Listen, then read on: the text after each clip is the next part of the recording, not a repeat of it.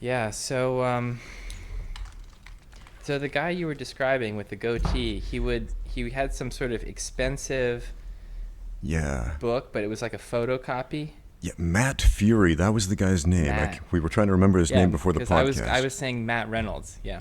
Yeah, we were talking about Matt Reynolds, and then we were trying to remember the dude's name. Was it Nick Fury? No, that's the guy from Marvel Comics. Was it Brian Right, Fury? who died, spoiler alert. Yeah.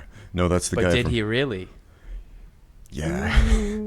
Let's talk about Infinity War later, because Ned has some opinions. And yeah, Matt Fury. So years ago, I had this coach, a guy named Shane Brenner, who was an awesome coach, and he taught me a great deal about the sport of mixed martial arts and just how to train and just how to be tough and all these great things. And he gave me what looked like a collection of photocopied papers in a binder. He said this was a very expensive book that I got by mail order. 'Cause before the internet, it was all about mail ordering things. Right. Well, mail order. They don't just let anyone mail order stuff.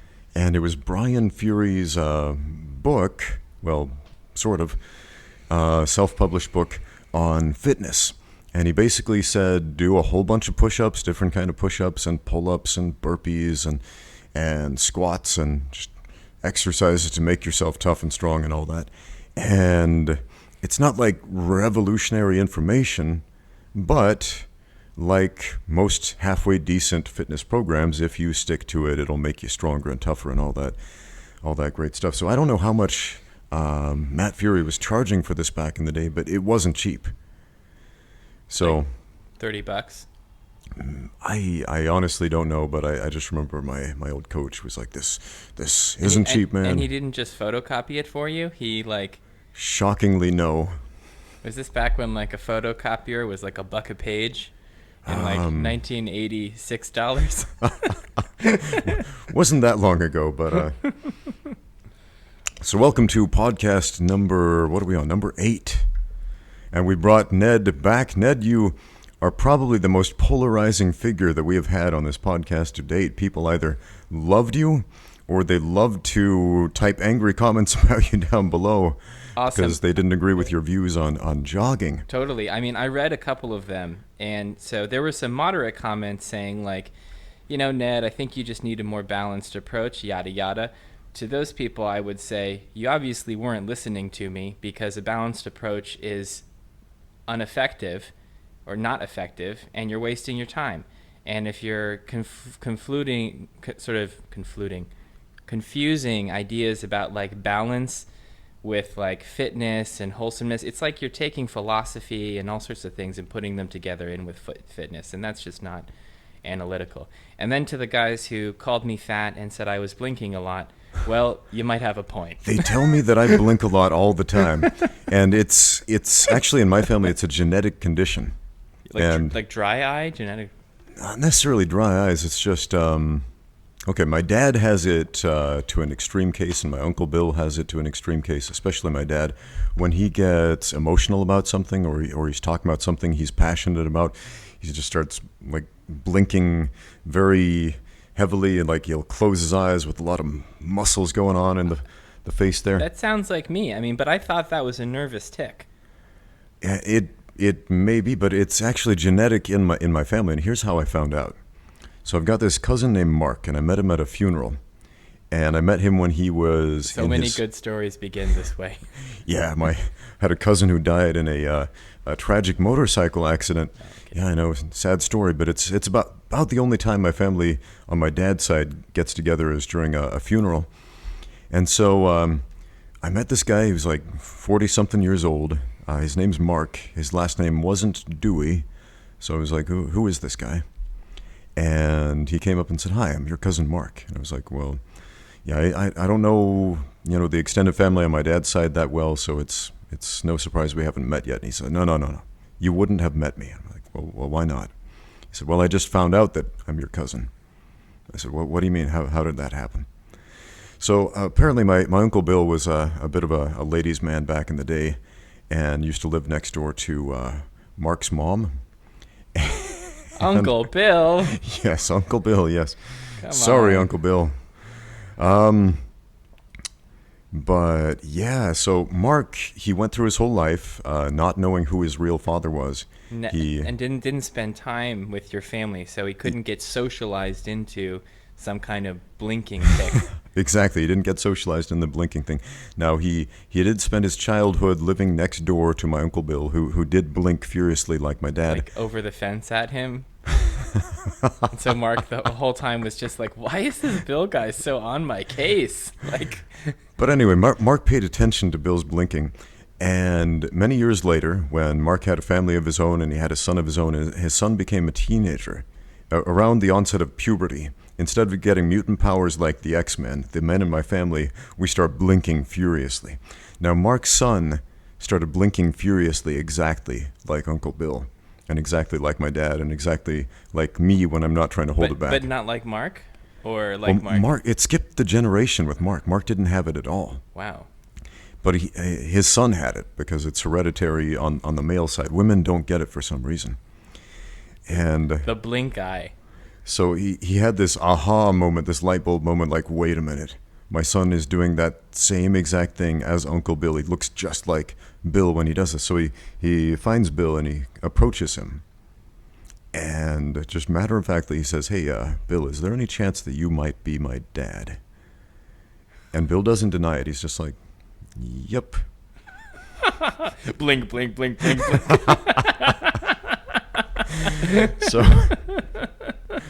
So when I was younger and I first noticed that I was blinking furiously like my father, when I was younger, I remember just being really mad about my dad for a lot of reasons. Like I didn't grow up with him. I grew up with my dad, and I blamed a lot of life's ills on my dad, which it was not really fair of me back then. But that's what I did. Hey, it's what dads are for, right? Yeah, to blame your problems on. Exactly. My Totally. kids are starting to do the same thing, and they're just like 6 and 3 right now. Oh yeah. So you're. Not the blinking, the blaming their problems on me. Oh, okay. So. Yeah. I mean, that sounds like a funny story, but. But yeah, as soon as I started noticing I was blinking furiously, I was like, no, I don't want to be one of them. And so I would like practice in the mirror, like doing stare downs with myself, trying not to blink at all. And like I found the only thing that could help at all was to try to completely relax my face. And when I feel the urge to like do this, just close my eyes and then slowly open them. And then slowly close them, and then slowly open them. Otherwise, this happens. Oh, because I thought you were, like, sometimes dozed a little. Like, I thought that it was just like I don't know, not narcolepsy, but, like, I just thought, okay, he's got 2 kids. He's probably really tired. You just can't win with the blinking thing. Yeah. And that's why the other day I asked you if your last name Horsey was a Welsh name, because my last name is Welsh. I'm genetically Welsh. Wait, from the blinking thing? Yes, because I was wondering if you were also genetically Welsh, because I was wondering if there's a Welsh thing. Friends from Wales, please let me know in the comments if you have a crazy genetic blinking disorder that you may be aware of. But Ned says his surname isn't Welsh, so. Well, my mother's father was secretly Scottish, but always pretended he was English. So, I mean, who knows? Maybe he was Welsh pretending he was Scottish, pretending he was English. We don't know. That may have happened. I think that sort of thing happens all the time up in the British Isles because especially with the older generations, they all like historically hated each other for some reason. Yeah. Like the Welsh hated the English because of, I don't know, some war or royal thing that happened 300 years ago or 600 years ago or whatever, and they hate the Irish, and the Irish hate the English because of wars, and the Scottish hate the English, and the English hate the Scottish because of... You know what, actually, anyway. I think the common denominator here is everyone hates the English. Just about, yeah. Yeah. Why is that? Deal with your stuff, England. Indeed. My mother is English, and so I grew up with all of these... how can I put this? It's... I don't know if Welsh people driving by the house and shouting. If the people of the British Isles were different colors today, we would call it racism. But since they're all pasty white people, genetically predisposed to live in misty bogs like myself and get sunburned at the mildest onset of. I'm getting a tan in here, I think. Thank God we turned the lights off. So I'm not sure what we call that. Historical prejudices. Yeah, but. I mean, before we wade into identity politics. Maybe we should, get everyone who's really into their diets hating on us first. Oh, yeah. Because we were going to... Our initial plan was to destroy some fad diets today. And instead, I was reading up on ketogenic cycling and reading the sort of starting strength and barbell medicine literature on, diets for strength training. And I have to say, I'm a lot more open to wacky diet proposals now, just because one thing that I was not very sympathetic to is the difficulty of compliance with dieting. Yeah. It seems to be really, really difficult for people to comply with a diet program. Yeah, tell us exactly what you mean by compliance. Okay, so a lot of what I'm saying came from the Barbell Medicine blog. There's an article on there called "To Be a Beast," which is a very interesting, exhaustive article about basically dieting for performance and dieting in general. And what Jordan says is that, who wrote this article, is that basically your genetic composition, the activity you're doing, and your compliance with your diet, all of those three things are going to determine your results. And, some people have great genetics, some people have bad genetics. That's a fact, but you can't change it. Some people blink furiously for genetic reasons. I saw that. Eye closed. I was trying not to do it, but it came out. I'm just trying to focus on not blinking as much, and I'm giving myself a migraine or something. Just let it out. Just blink all you want. Okay. I'm going to try your thing. We're blinkers, Ned. Accept it. Both of us. We're in this together. So, basically, from Jordan's experience coaching a whole bunch of people and helping people with dietary programs, he says that, frankly, people are very bad at sticking to diets, and they're very bad at being honest when they're not sticking to diets. So, my experience is different. You wouldn't tell it. You wouldn't know looking at me now because I look like a chubby T-Rex. But for most of my life, I was really skinny. Like when I met Ramsey, I was probably 80 kg maybe? Yeah, you were a pretty slender guy. Yeah. And now I weigh in at 100 kg, though I lost 8 kg last month. Separate story, but that'll tie in later. Ned went to Russia and had some experiences there. Yeah, exactly. Russia made me lose about 8% of my body weight. So, not in a bad way. I just ate a little bit less, and anyway. So, to basically to gain a bunch of weight. So first of all, I did everything wrong, because when you're doing the starting strength novice progression, if you just read the book and don't read it too carefully, you'll read Ripeto's section on dieting, which is basically go mad. Drink a gallon of milk a day, eat 5,000 calories, just force food into your mouth. Massive amounts of food, so that you can synthesize enough muscle to sustain yourself on the starting strength linear progression. And then when your progression peters out, you're probably going to have some extra fluff that you can cut. And some appetite fatigue, I'm sure. Yeah. But, I think that if you listen to someone like Dr. Jordan Fagenbaum or Mark Baraki, the barbell medicine guys, they would say, look, you definitely need to be, if you want to gain serious muscle, you want to be in a caloric surplus. But for a man, if your waist is getting over 40 inches, and for a woman, if your waist is getting over, I think, 36 inches, you're now putting yourself in a risk category for all sorts of negative health outcomes, from cardiac arrest to all sorts of other stuff. So you want to monitor that. And I did not. So I definitely fluffed up to a 42-inch waist. And, now I'm cutting down now that I know a little bit better. But for me, as a skinny ectomorph, gaining weight was hard. And the way I did it was I used my MyFitnessPal to basically weigh all my food and get, 230 grams of protein a day. And then I think it was 500 grams of carbohydrates and 100 grams of fat. And, this appealed to me because I'm detail oriented and, not a control freak at all.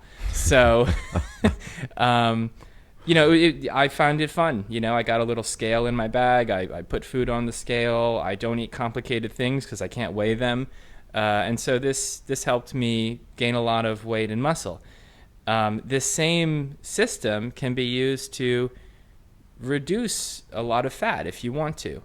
But it's pretty involved, and it involves weighing every single thing you eat.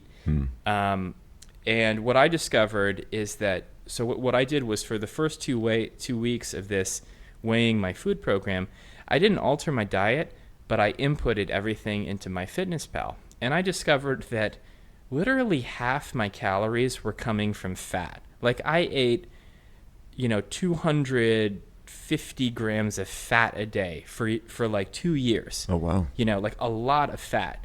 And, this is just from eating beef, from eating steak, from eating lamb, drinking whole milk. I mean, there are a lot of places.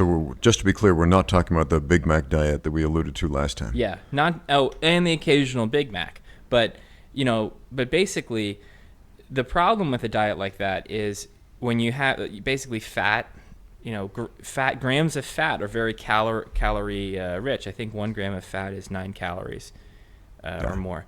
So if you have a lot of fat in your diet, it's pretty easy to overshoot your calorie target.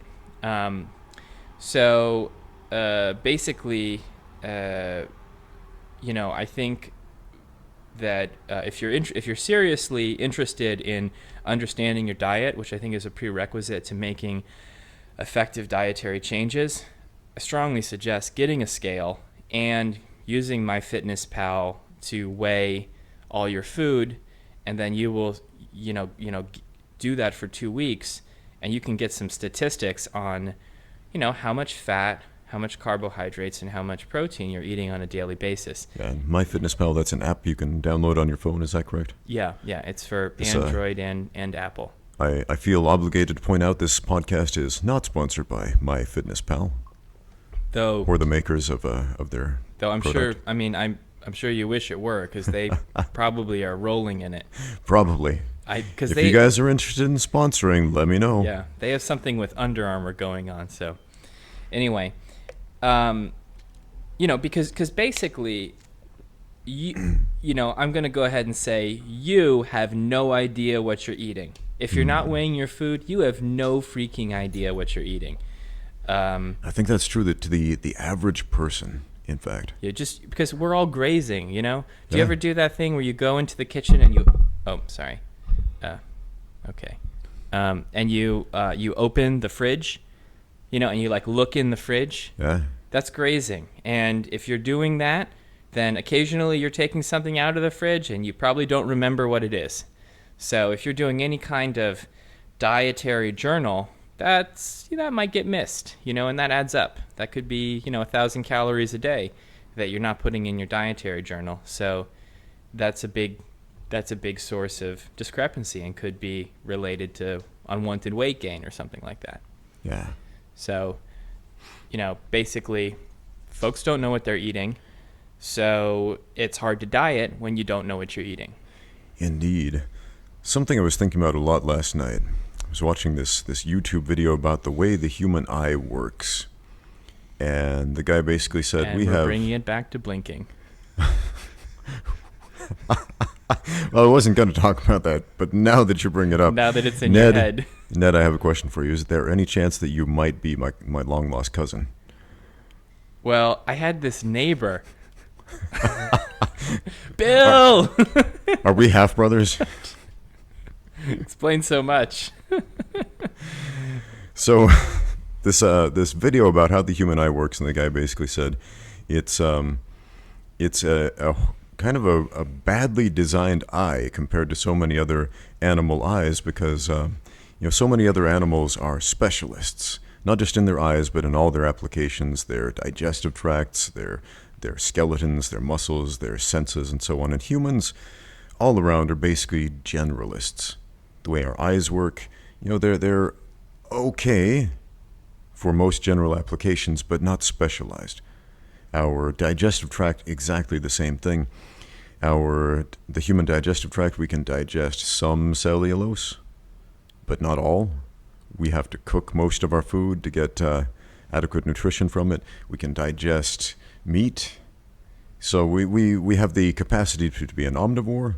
We have the capacity to be a vegan if that's what we want. We have the capacity to do a ketogenic diet if that is something we want to do as well. So the question is, going back to the keto diet that we were referencing before and all this reading and research you did about it, how convinced would you say you are of the potential health benefits of this diet, if any? Of the ketogenic diet? Yes, after all the literature that you read. Okay, so the first thing is I'm convinced that if you have certain types of epilepsy, a ketogenic diet could be very beneficial to you because there's research since 1920 suggesting that if you basically what the ketogenic diet does is by limiting your carb intake, your body generally breaks down carbs into glucose, and this glucose circulates in your bloodstream and is a source of energy for your cells, including your brain. And for some people with epilepsy, something about the way their brain cells are processing this glucose can lead them to be more susceptible to seizures. Yeah. So what a keto diet does is you reduce the carbs in your diet to a very low amount, like 0 to 50 grams of carbs. And basically in this state of carb deficit, your liver starts breaking down fats and proteins into, I've just forgotten the term. It's like ketones or something. Ethyl ketones. Yeah. And your body can, in this odd state, can use these ethyl ketones for fuel. So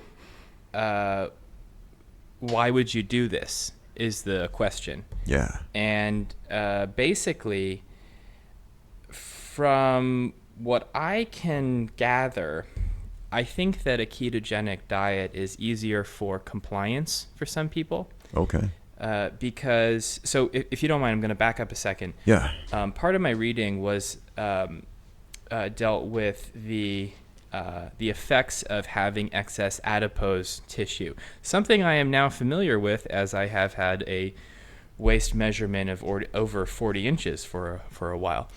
And basically, if you have extra fat around the middle, especially, this can result in all sorts of interesting neurological changes, which can basically affect your hunger response. And so, if you're trying to reduce your caloric intake through strict dieting, having extra adipose tissue around your midsection could be indicative that your hunger response might be a little off, and it might mean that reducing your caloric intake a little bit just makes you crazy hungry, and you start gorging yourself, and it totally backfires because. So basically, the fatter you are, the hungrier you're probably going to be.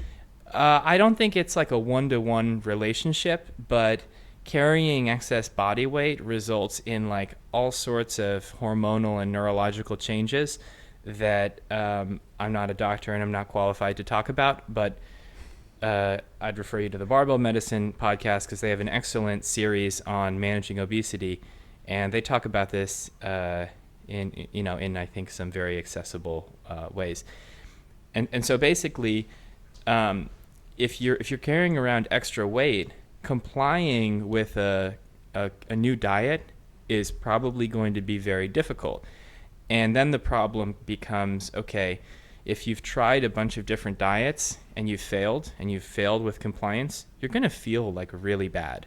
And that might convince you. Start taking it personally. Yeah, exactly. Like I don't have the willpower, or I'm going to be fat forever or something.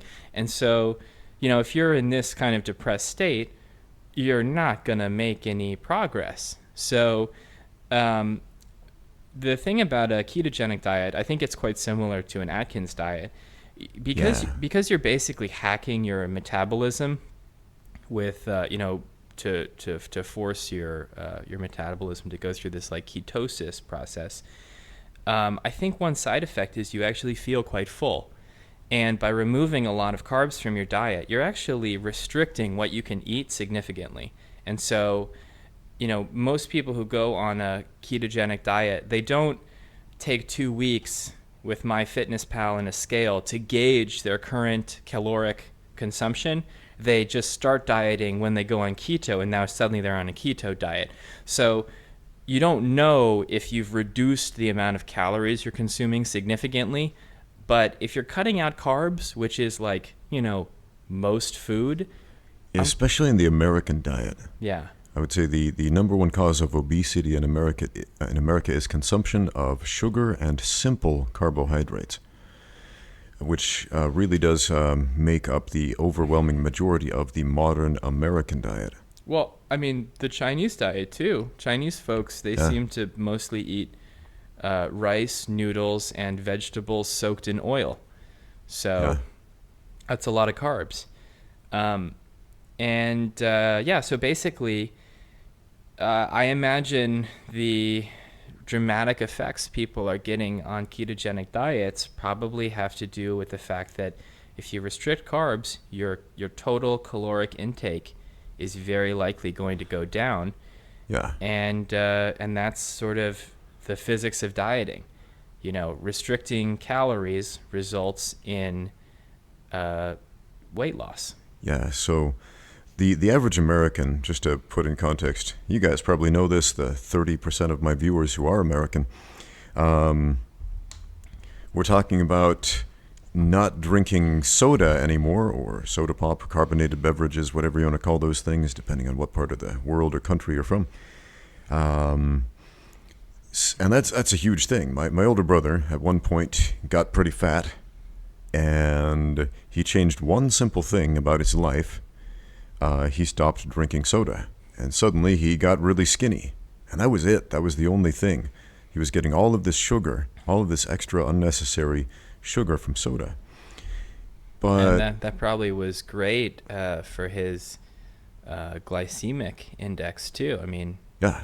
And a lot of people don't understand the glycemic index of the foods they're eating. They'll pick something off the shelf like shredded wheat, for example, and say, oh, it's made out of whole grain wheat. That's healthy for me. But the glycemic index of shredded wheat is roughly the same as table sugar. It's delicious, and I love shredded wheat, but it is basically just dumping sugar into your blood at the end of the day.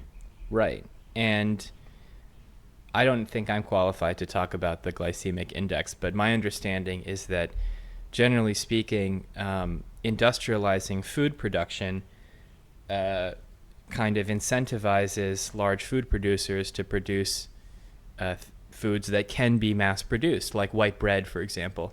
I read an article on how white bread is made in British like mega bakeries, and if you're thinking, oh, they take some dough and they knead it into a bread shape, and then they've got a tray with like 100 of these guys and they put it in a big oven. Nope. It is like chemistry. I mean, it's like part chemical factory, part, manufacturing. Oh, I used to work in a food processing factory, one of Nestle's factories, and man, it's there were actual scientists working there in droves. Like in white coats? Yes, in white coats, Damn. exactly. Damn. The type we see in the movies. Wow.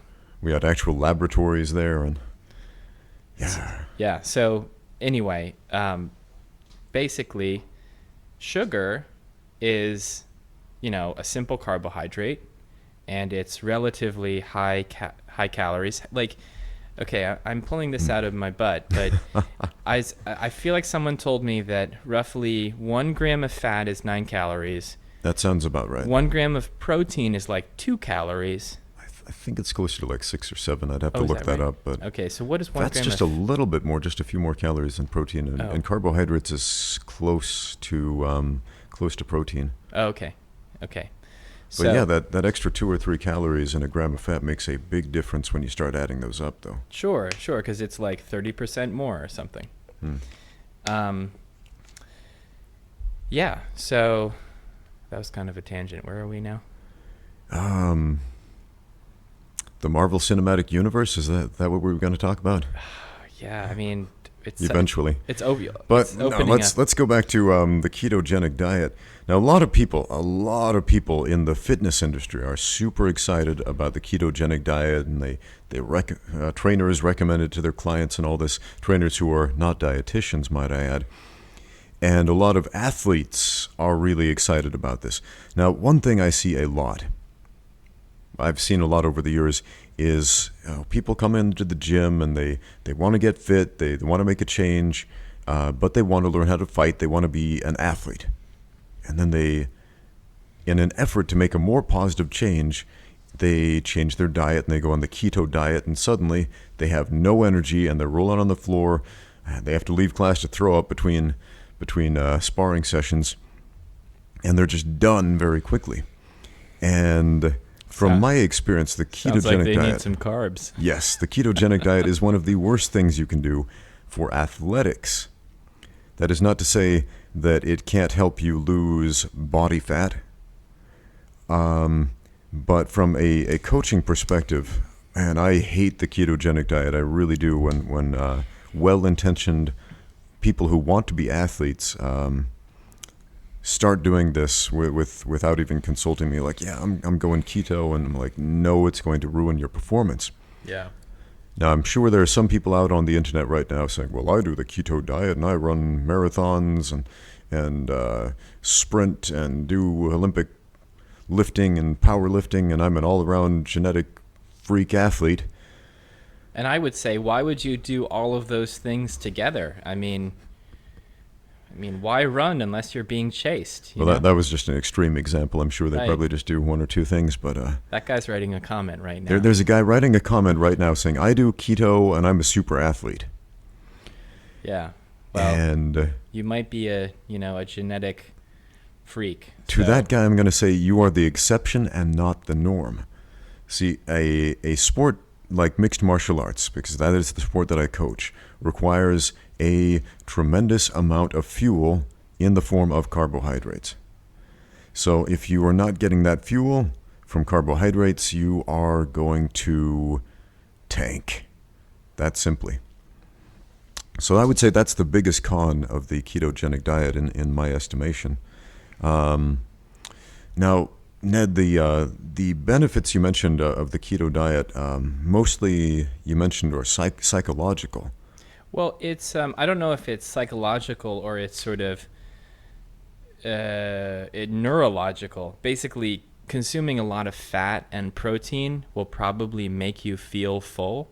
Yeah. So, if you reduce carbs a lot, you're cutting out a lot of calories. But if you increase fat and protein, this could contribute to a sense of fullness. And so this could be what makes the keto diet so attractive, because compliance is more easy because you feel full. You don't feel like you're starving and you want to punch a child and grab their ice cream cone and stuff it in your face, which... Yeah, and by psychological, I mean that compliance level, the ability to stick with it. Yeah, but I mean, if you look at, if you're interested in resistance training or strength training, and you look at, starting strength materials, startingstrength.org or barbell medicine, no one's saying go on the keto diet. I mean, no one is saying that, because I don't think it's a good idea. I think this number is thrown around. I may have thrown it around before.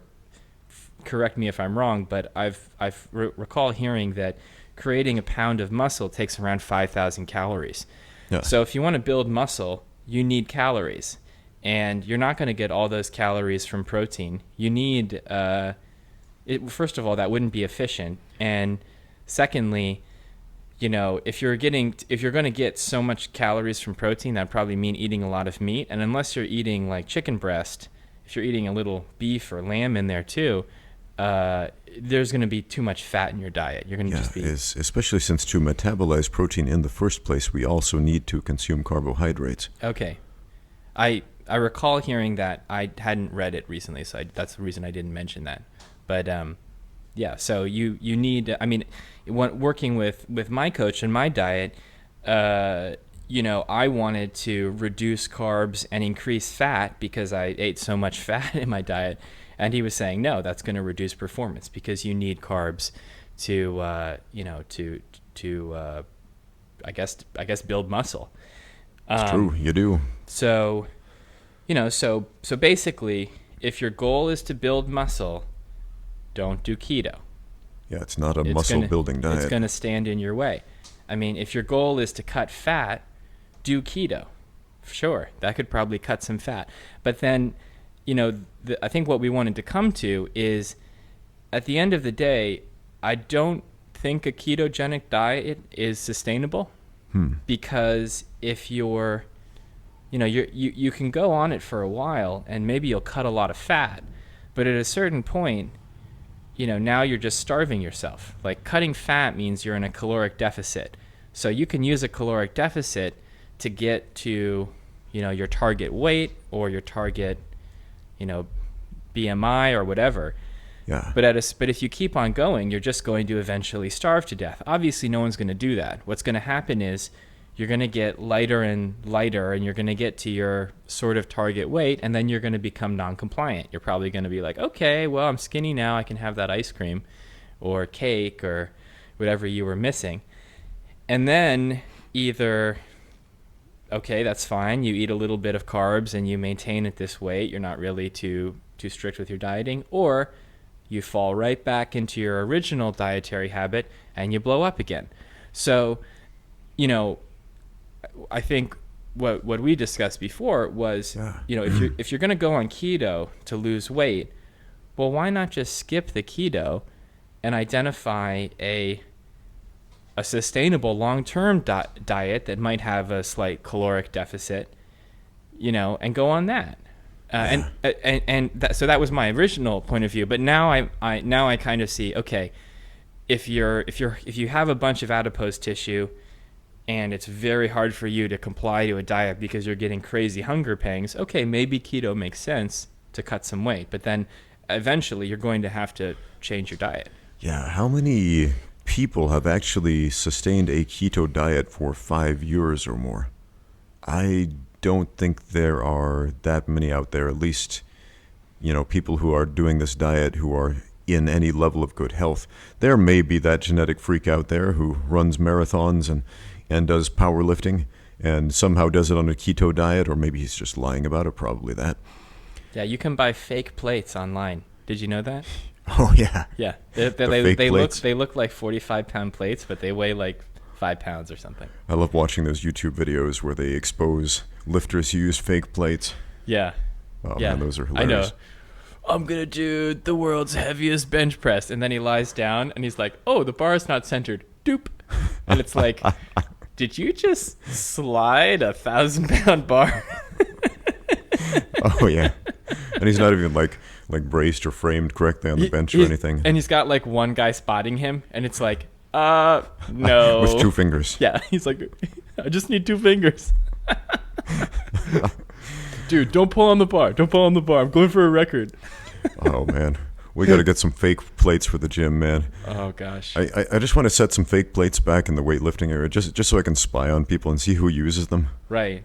Everyone would. If they were there, I would be doing it. Everybody would use the fake plates. I know. Man. It'd just be like, I'm so ripped. Because it makes you feel good, and at the end of the day, if it makes you feel good, that's what people will gravitate toward. Yeah, it's easy, Just like this, the diet, the concept of compliance in a diet. If it makes you feel terrible, if it's difficult, you're not going to stick to it. Yeah, and also, like, feeling terrible and being difficult is not an indicator of a good diet or a good training program necessarily. In fact, more often than not, I would say it's the opposite. Weren't you telling me about like trainer tricks where like if you've got a client who is convinced that like a good workout means you have to vomit, Yeah. like you can make someone vomit. Like you can just Oh yeah. yeah. I mean, there are so many people, they come to me for like a private training session and they expect to feel destroyed afterward. They expect to not be able to walk the next day. And that's a terrible way to train. You want to train in this area, like this kind of tonic area of training where you can keep doing it every single day. And if you wake up the next day feeling destroyed, you're not going to train again the next day. No. You just can't. So you have to do something every day to get stronger, do something every day to get more flexible, do something every day to get more technical, to the point that you can do it again and again and again and again. Ramsey, Yeah. are you saying we don't need to do 50 power cleans in a row? Yes, I'm saying CrossFit is a load of crap. Sorry, CrossFit friends. What did he say? What did he say? Now, that's the thing about CrossFit. CrossFit is one of those things that it has a lot in common with the keto diet. There are people who have benefited from it. There are those genetic freaks who are able to do it and excel and be awesome.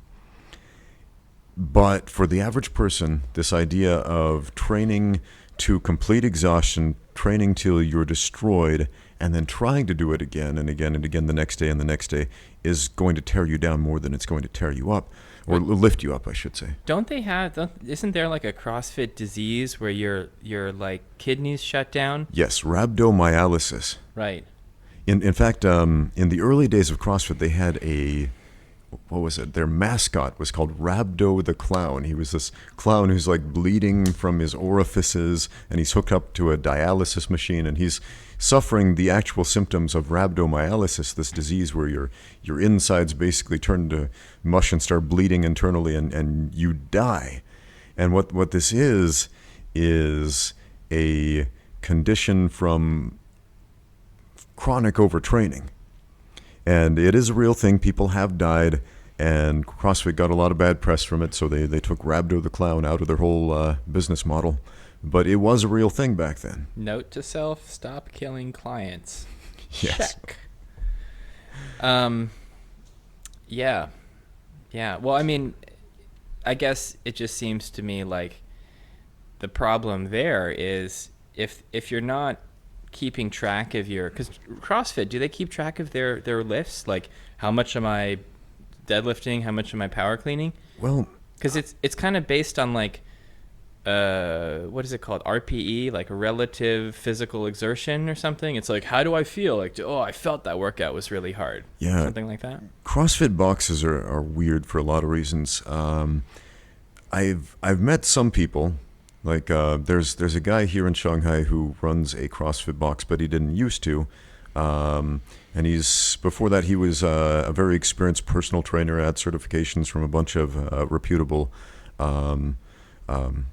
certification bodies and whatnot. But then when CrossFit started getting popular, he was like, that's good for business, so I'm going to affiliate with them. And as far as I'm aware, he just kept doing his own thing, but under the banner of CrossFit. With their endorsement, and people got really excited about that and started going to his gym more. Yeah, I hear it's a good way to jack up prices. Yeah, so there are definitely some good coaches and qualified trainers who are doing the CrossFit thing, and I'm sure they're not trying to kill their clients, not on purpose anyway. But the corporate model itself, I think is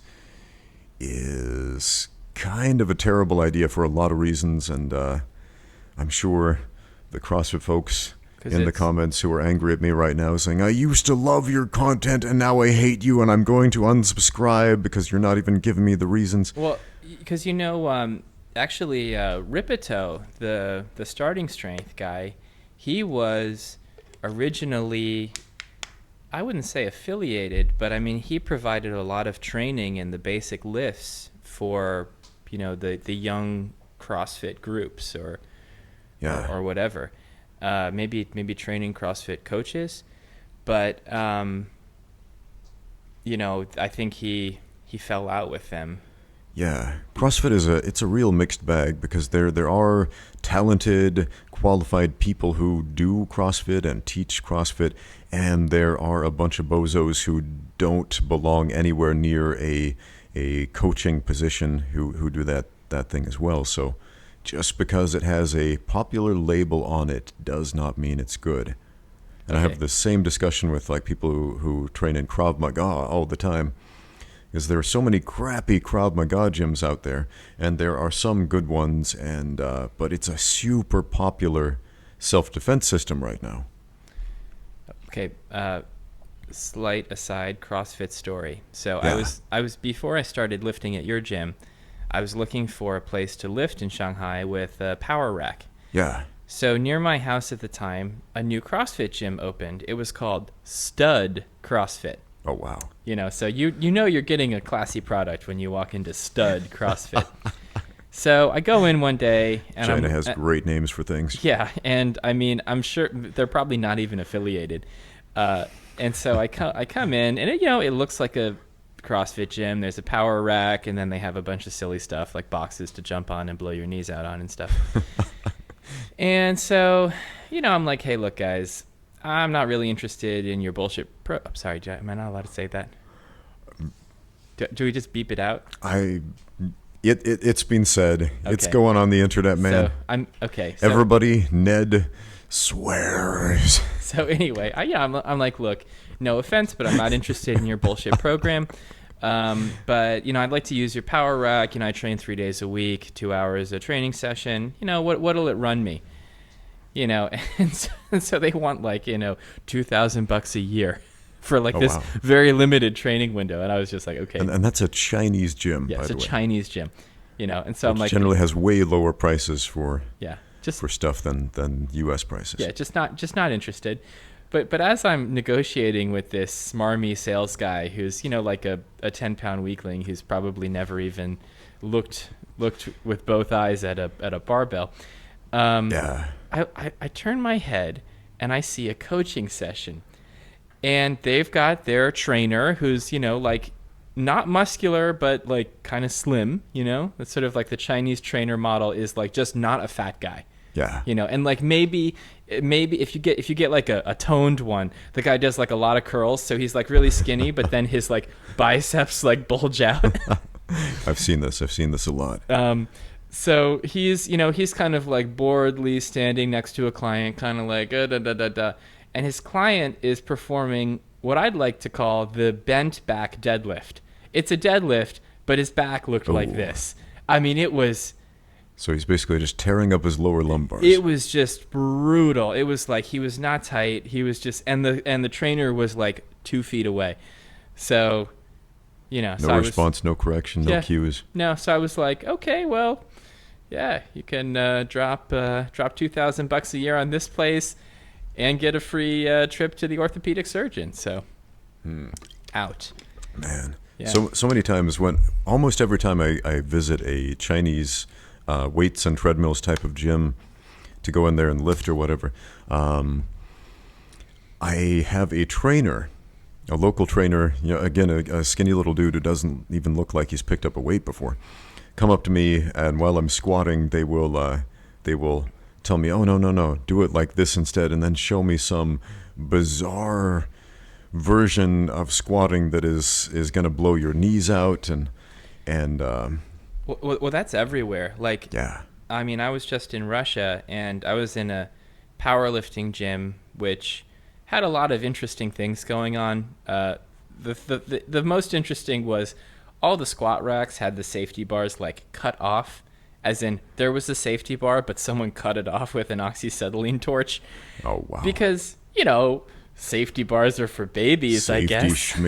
Safety, yeah. But I'm there with my girlfriend, and we're both squatting, and and if I'm giving my girlfriend some cues, one of the trainers has to come up and like smack her in the back and be like, no, this is wrong, and then just walk away. You know, because I guess he feels like he's being punked. Like, who are you teaching someone anything in my gym? They didn't even offer to, like, you know, enroll us in a class or anything. It was just like periodic coming over to show his dominance. Russia's a different place, man. Yeah, it's a different place. Yeah. So. Oh yeah, and I just wanted to also mention, as I said before, while in Russia for 20 days, when I left, I weighed 108 kilograms. When I came back, I weighed 100 kilograms. Yeah. And so what was up with that? Well, so I think what was up with that was just that their food tastes a little bit different. You know, like we're in China, and like the food quality here is, I wouldn't say it's like exactly eating garbage from a garbage can, but it's like a garbage can was taken to a food processing factory and turned into food and then fed back to you. That's a little harsh. But wow. You know, it's like we're in it. It depends on where you eat at, but yeah. But we're in an environment where if I run out of eggs in the house and I go to like the local store and buy some eggs, I sometimes get fake eggs, as in I crack that thing open and the yolk and the white start to mix together, and I'm like, oh snap! It's a fake egg. I've actually seen this. Yeah, I've seen fake eggs. They have faked so many things in China. Like there was a scandal like 8-9 years ago when I first got to China over milk. They would make this fake milk with this toxic chemical that ended up killing a bunch of children. Well, because there was some test, like basically to make sure you're not watering down your milk. They do like some tests that, you know, kind of tests for like how much vitamin D is in the milk. And so, you know, it's just funny how like business responds to regulation. So some clever guy was like, oh, well, look, we can still water down our milk, but if we add this industrial chemical, it boosts the vitamin D content so we can pass this test. Oh, man. Yeah. So China, it's all about passing the tests, not actually, meeting and a standard that is worth anything. Well, if you want to go on a serious tangent, I have a theory, like why there is fake food in China. Yeah. Okay. So this is a serious tangent. Maybe you might even want to cut and put this in another post. But anyway. It's going in the podcast, man. Okay. Well, the tangent is basically what's been going on in China is basically since 2008, the money supply in mainland China has increased by 360%. Yeah. So, but if you look up Chinese inflation numbers, inflation is not 360% divided by 10. It hasn't been 36% a year for the past 9 years. So what's going on? Well, basically, because this is all my theory. You can let me have it in the comments. But basically, because the Chinese government maintains more control over the domestic economy than basically any other government in human history. Yeah.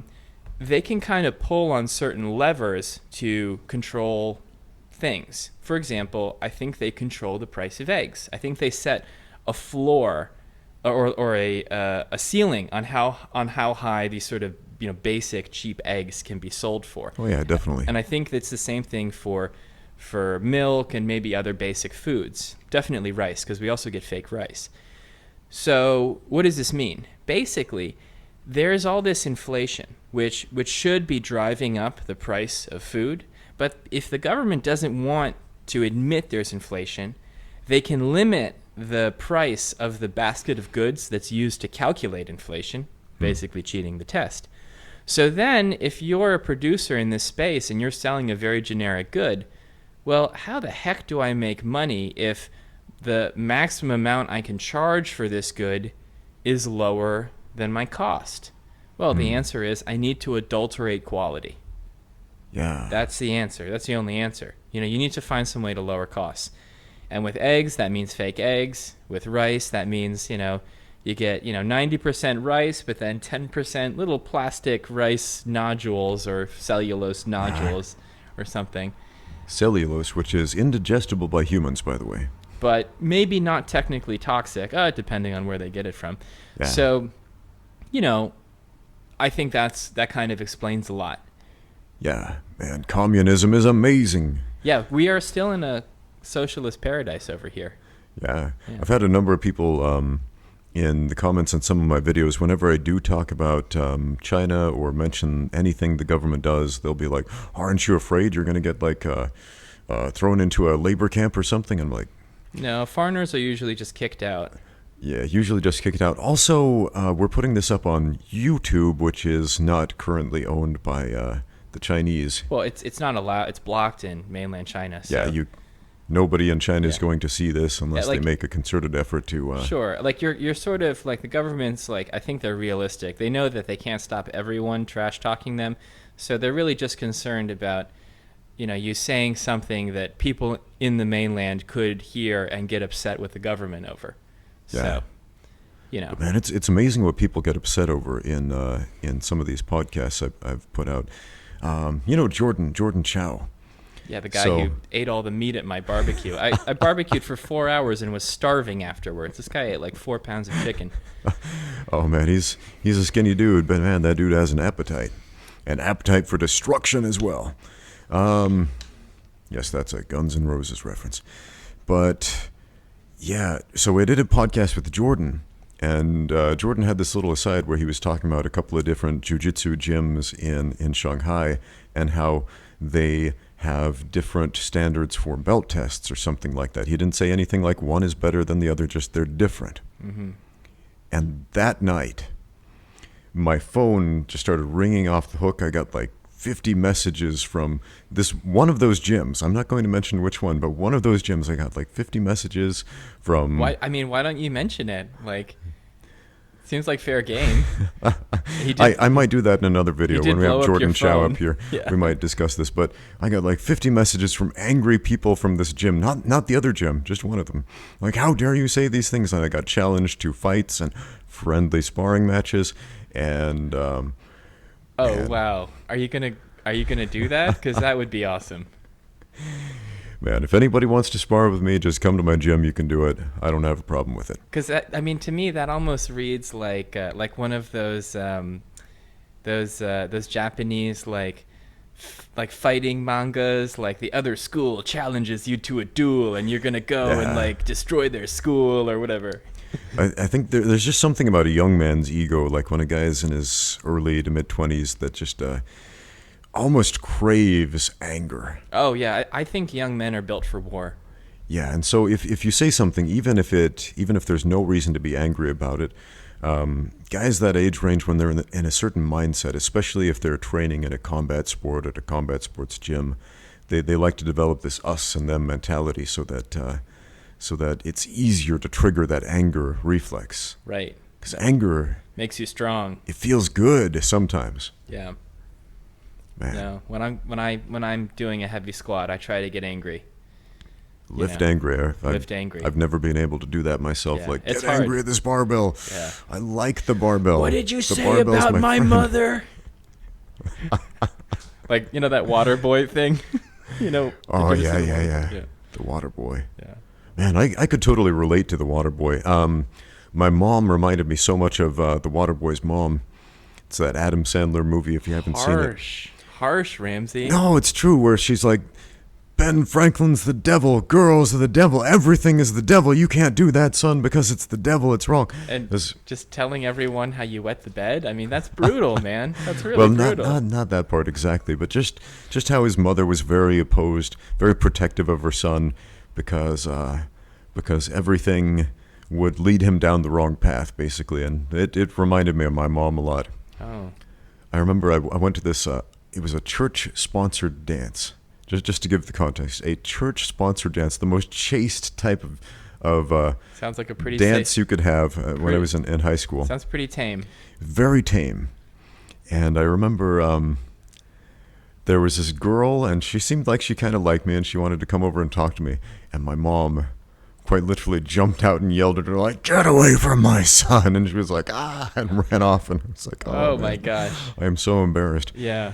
Well, I mean, look, it's good to talk about that because, you got to unpack this childhood trauma so you can move on as an adult. I do. Yeah. Sorry, Mom. I've never called my mother mom in person. Actually, she's British. She's old school British. Do you call her by her first name? If I address her by a title, it's always mother, which I know that sounds really weird coming from an American, where Americans are so used to calling their mother mom in a very casual way, but you just didn't speak casually to my mother. Well, I'm actually suddenly reminded of that I think the movie came out last year, Mother. Yeah. What's this movie? What was that one about? Oh, well, what it's about, I mean, there's a big question there. Like, is it a horror movie? Is it an experimental movie? It's got it has the woman from the Hunger Games. Oh, she's yeah. She's the lead character. I think it's pretty intense. Trying to remember that actress's name. All I can think of is Yeah. Katniss Everdeen. I know. I wanted to say it's got Katniss in it. I usually do that with movies. Oh yeah, this movie. Who's in it? Han Solo. Han Solo and Luke Skywalker. They're in this one. Yeah. So, yeah. Well, because I mean, it's just interesting because apparently you might be my long lost brother or cousin, and because when I was a kid, we referred to our parents by their first names. Really? Yeah, I mean, it like in retrospect, it was like my kids try to do that with me sometimes, and they think it's hilarious. They're like, "Hey, Ramsey," and I'm like, "I am your father. You can call me Daddy. You can call me Dad. You don't call your parents by their first name." And they just laugh like, "Whatever, Ramsey." Ha ha ha ha ha. I'm pretty sure it was just like that, except, we were just like, "Whatever, Edmund." That's my father. Yeah. My sisters, when they were teenagers, they started calling my dad Rodney. His name is actually Joe, but they started calling him Rodney because I guess you would call her a stepsister. I never called her a stepsister. My dad remarried a couple of times, and his stepdaughter thought that he looked like Rodney Dangerfield because of his big, wildly blinking eyes. Right? I don't know. I never really watched any Rodney Dangerfield movies. Just always comes back to the a little too young for today. that. It doesn't it though? Yeah. Oh man.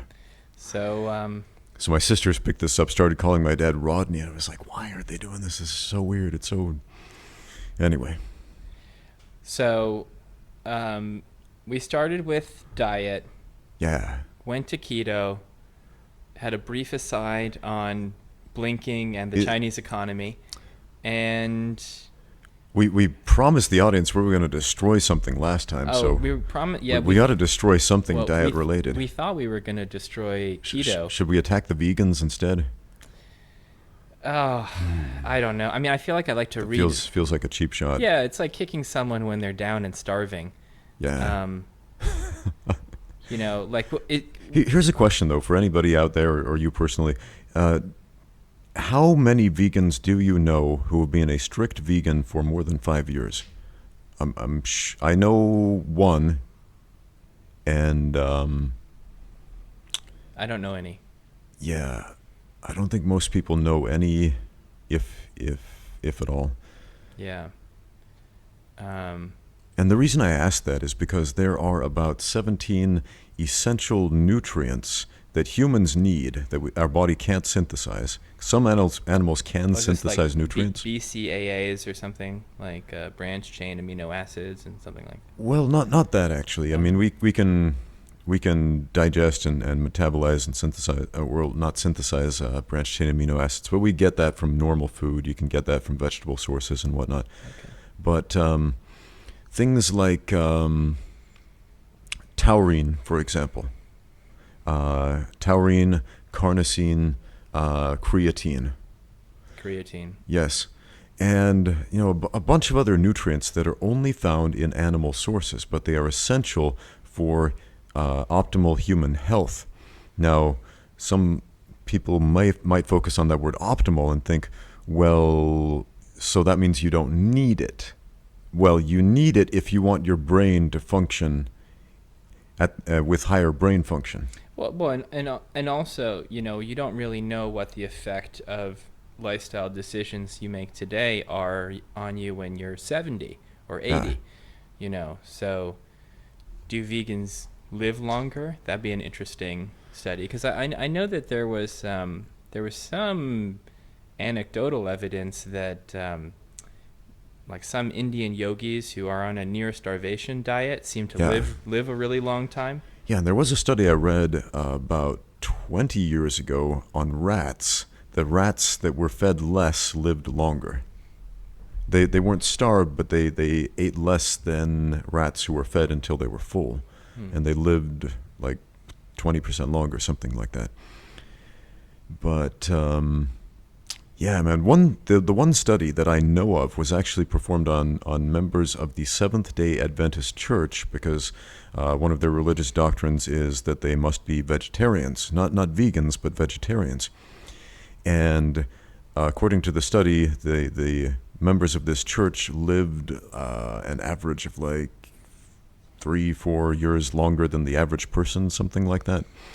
Not a huge amount of time, but a little longer than the average person. Well, I mean, the problem is the average person in the U.S. includes, 30% of the population is obese. Yeah. So, well, there are several problems with that. That's a low average. Yeah, there are so many variables in that study they didn't account for. The only one they focused on was the diet. The ones they didn't focus on were, do they use medicine, the Seventh Day? I believe so. They don't have any doctrines against it that I'm aware of. They're very similar doctrinally to Mormons in a lot of ways in the ways that they'll conduct their lives. Mormons are not vegetarians. Well, we can be if we want to be, but it's not like compelled doctrinally or anything like that. But when I read about this, I got really interested in the other variables. The main one being they all belong to the same community. They all belong to the same religion.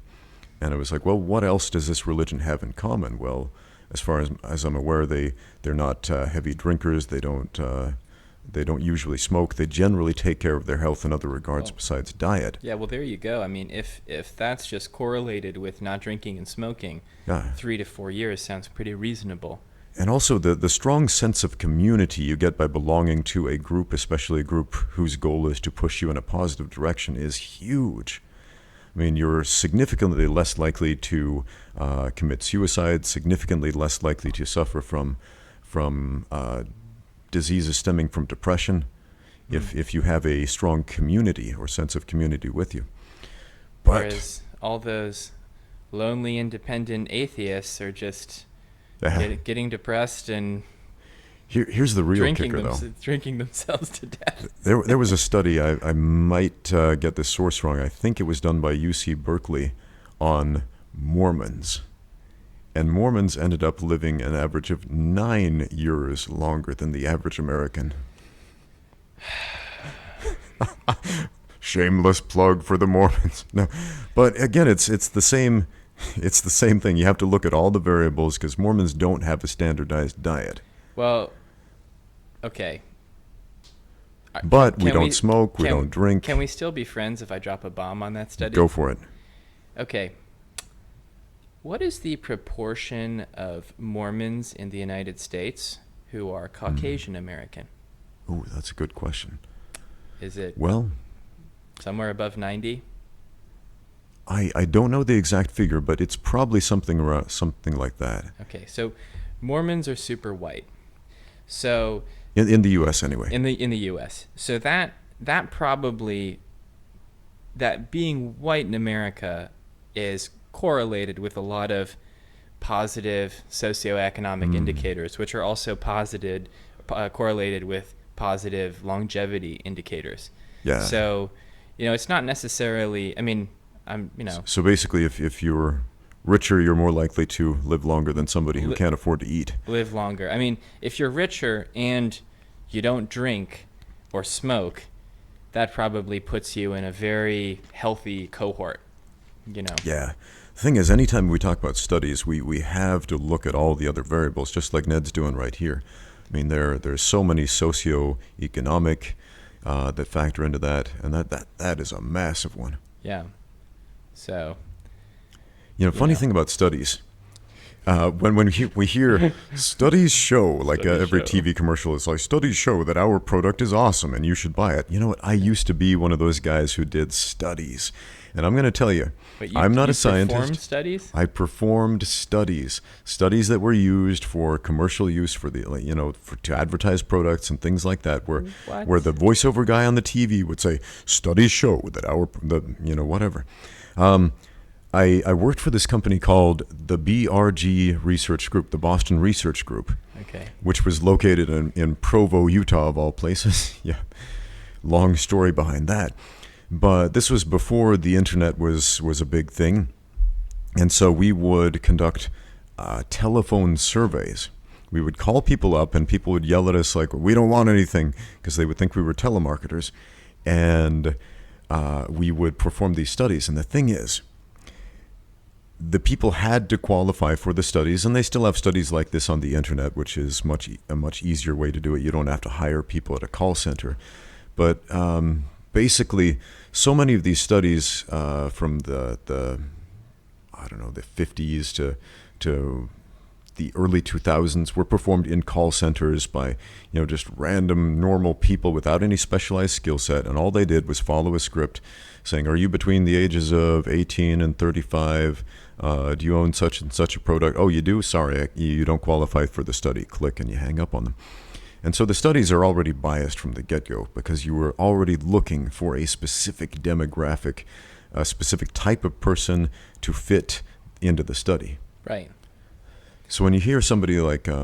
Yeah, I mean, cooking data is always it's always happened. I mean, because it's marketing, right? They want this study for marketing purposes. Exactly. So, I mean, you're not going to go and perform some rigorous scientific study for your marketing campaign. Who knows what the outcome could be? Let's actually just decide what the results are beforehand. Exactly. So a company like the Boston Research Group, they have clients. For example, I don't remember who any of our clients were. I'm just going to make one up. Say this toothpaste company. They contact the Boston Research Group and we'll pay you this sum of money to produce a study that shows that our product is favorable. And so the Boston Research Group creates these totally biased parameters. They go out there, have their call center people call people up, take the study, and then report, oh yes, this toothpaste is the brand that more doctors recommend, or whatever. And Right. because they had a conversation with a doctor who's like, I think it's okay. And Strong endorsement. Indeed. Yeah. So, I mean, to circle back to diet, it seems like the paradox of dieting is that it's simultaneously quite simple. Simple on dieting is, if you eat a caloric deficit, you'll lose weight. If you eat a caloric surplus, you'll gain weight. And complicated, the combination of macronutrients in your diet. What is the combination of protein, fat, and carbohydrates in your diet? If there's no carbohydrates in your diet, or very few, you might be on a keto diet, you might be on an Atkins diet. These diets seem to kind of hack your metabolism in odd ways that might provide some benefits with compliance, in the sense that you feel full. But at the end of the day, this is super individual, so it's hard to make a strong case for or against a lot of these things, to be honest, because if you're trying all sorts of common sense dieting and failing, maybe one of these crazy Atkins keto diets will work for you, because you won't feel so hungry. Yeah, I find a lot of these diets can produce zealotry similar to a religious following. Veganism, for example. I know, to pick on the vegans again, I'm sure everybody out there knows at least one vegan who's very vocal about it, and the kind who won't shut up about it. We need to find that vegan who's also an MMA practitioner, and he can just fight you. And then you can just put this thing to rest. I met such a vegan, but she was not able to fight me. Oh no. Yes, it was a she. Maybe she could lift with me and get her weight class up. Maybe. Yeah. Maybe. She 6'2"? No. Oh, okay, too bad. But what was I saying about vegans? It's a religious experience. Oh yes. So most of the vegans I've met in my life are they're just fairly normal people, but every once in a while you'll find the super zealous vegan who just has to let you know you're a murderer for drinking that milk, Ned. Totally. Well, how could you do that to the baby cows? Yeah, the natural cycle is based on animals murdering other animals and eating their flesh. So I don't have a problem with that. Yeah. I'm a big proponent of the idea that everybody should experience killing their own food. Now, we live in an interesting world where in most big cities, in every big city, nobody kills their own food because we import it from people who do the killing for us. But growing up in this small town, the small farming town, just to grow crops, we have to kill animals in order for the crops to grow. Those those groundhogs and moles and voles and the gophers in particular. I mean, we would kill those by hand, set traps, pull the traps out of the ground, pull the gopher off of the blades in the trap. It's all bloody and gross, and chop the tail off, and because the kids would get a little reward for turning in gopher tails. Oh my God, gopher genocide. Yeah, I mean, and that's just the tip of the iceberg. I mean, you kill so many animals just to grow crops. But as far as meat goes, I think everybody should have the experience of killing their own meat, whether it's through hunting or raising your own chickens. If you want to eat a chicken, have the experience of chopping its head off and knowing what that's like. And I'm sure some people out there are just absolutely horrified, like, I don't want to do that. But if you eat meat and you haven't had the experience of killing your own meat, You're kind of a hypocrite. Well, perhaps, but I would say you're missing out on a huge part of the human experience. Oh yeah, I get that. I mean, strangling my first chicken was definitely an experience because you're super scared and you're kind of feel like it's wrong, but Uncle Bill's being like, strangle that chicken, blinking at you furiously, and and then you do, and you're like, wow, you know what? Chickens are awful. Like, I don't regret this at all. They're just these tiny little pterodactyls, man. I feel like we could solve a lot of problems if scientists would create like a 10-foot chicken, and then we could release these, and then we could see how awful they really are when they're big. Well, they'd prey on humans, Yeah. and so. Maybe, and we could, it could be a thing, like, we could form groups and take down a chicken and have food for a month, Maybe we could just make a movie about it. A giant killer chicken going around, like, eating people like ants, just pecking them up. I mean, I feel like and the army runs out and they're like, shoot it. Thousands of kill it with killer fire chickens before it lays eggs. Oh yeah, gosh, they would lay huge eggs. So many. Oh my gosh, and the protein, right? Because if you didn't eat the yolk, that would just be pure protein on the outside. I would watch that movie. Wow, we really I would watch the heck out of that movie. Scientists need to get on this. Man, my wife and I, we've been going on this B movie kick lately, where we're watching all these movies about like giant creatures attacking things. Awesome. Any recommendations? Oh man. Well, the only one I can think of right now wasn't even a B movie, but Rampage. And I have to say, when I first saw it, I was like, well, that was better than the last video game themed movie that I remember seeing. What was it? Do you remember playing Rampage? Yeah. Yeah, me too. But then my older brother started talking about the movie Rampage. He was like, I really loved it. And I started thinking about it, like, and all the reasons he mentioned he liked it just made me angry. And I realized this wasn't like the game at all. In the game, you play as these monsters, and you go out and you wreck buildings and you destroy them, and it's fun. And in the building, the monsters only destroyed one building. In the movie, they only destroy one building? One building. That's it. You destroyed 10 like, buildings on level 1, as I recall. I know, right? There's like 5 minutes in the building when the monsters are actually going on a rampage, and the rest of the time it's the army trying to stop the monsters talking and stuff. The army are the bad guys in the game. And it was flipped in the movie, and I realized, man, how awesome would it have been if the writers had simply taken a serious challenge. Let's make a movie where we are rooting for the monsters to destroy the buildings. I know that's a difficult thing to do in writing, but if they did, that would have been a great script. There could be like an environmental narrative there, maybe. Yeah, maybe. Yeah, but that was a fun game, and you could eat people. Like you Oh, yeah. could punch the building, and sometimes there'd be like a shrieking person, Like and in his bathtub. yeah, You're and you like, could no. like grab him and then like eat him, and you get a bonus. Or Yeah, it would restore your health a little bit. yeah, Oh man, Yeah. that was a great game. I know, super hard. Like when the army came, you had to like jump down and like jump on tanks and stuff. I mean, it was really pretty difficult. There was a giant shark movie we saw the other day. We didn't even watch the whole thing. We fast forwarded through most of it. Starring Jaleel White. Do you remember him? Steve Urkel from Family Matters? That's Steve Urkel? Yeah. Wow. So Jaleel White, the kid who played the nerd Steve Urkel on Family Matters, he's in this B movie. It's like Sharks versus Submarines or something like that. I don't remember the name, but it's a total B movie. That sounds like an iPhone app. Sharks versus Yeah. Plants versus Zombies. When is the Plants versus Zombies movie coming out? Oh man, is there? I don't know, but Anyway, it's a fascinating film. Well, it's not really. It's a terrible film. But Jaleel White plays this Navy SEAL, gets on a submarine. We fast forward to like 20 minutes, and then in the next clip, the giant shark comes and swallows the submarine whole. And I was just like, yes, that's exactly what I wanted to see.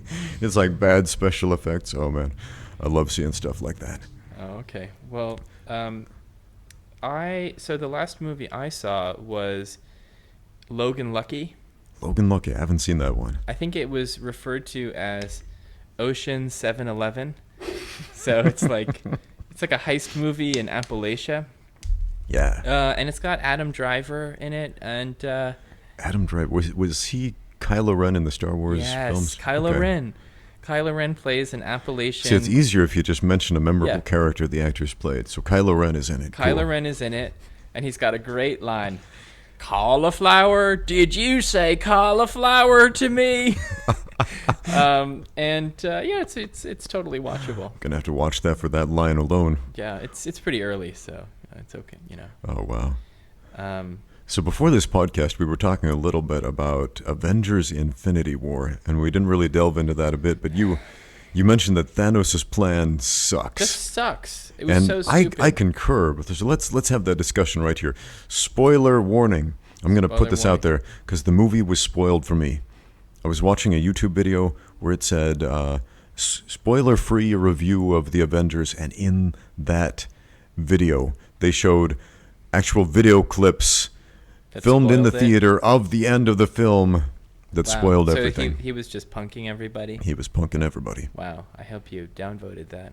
I sure did. Gosh.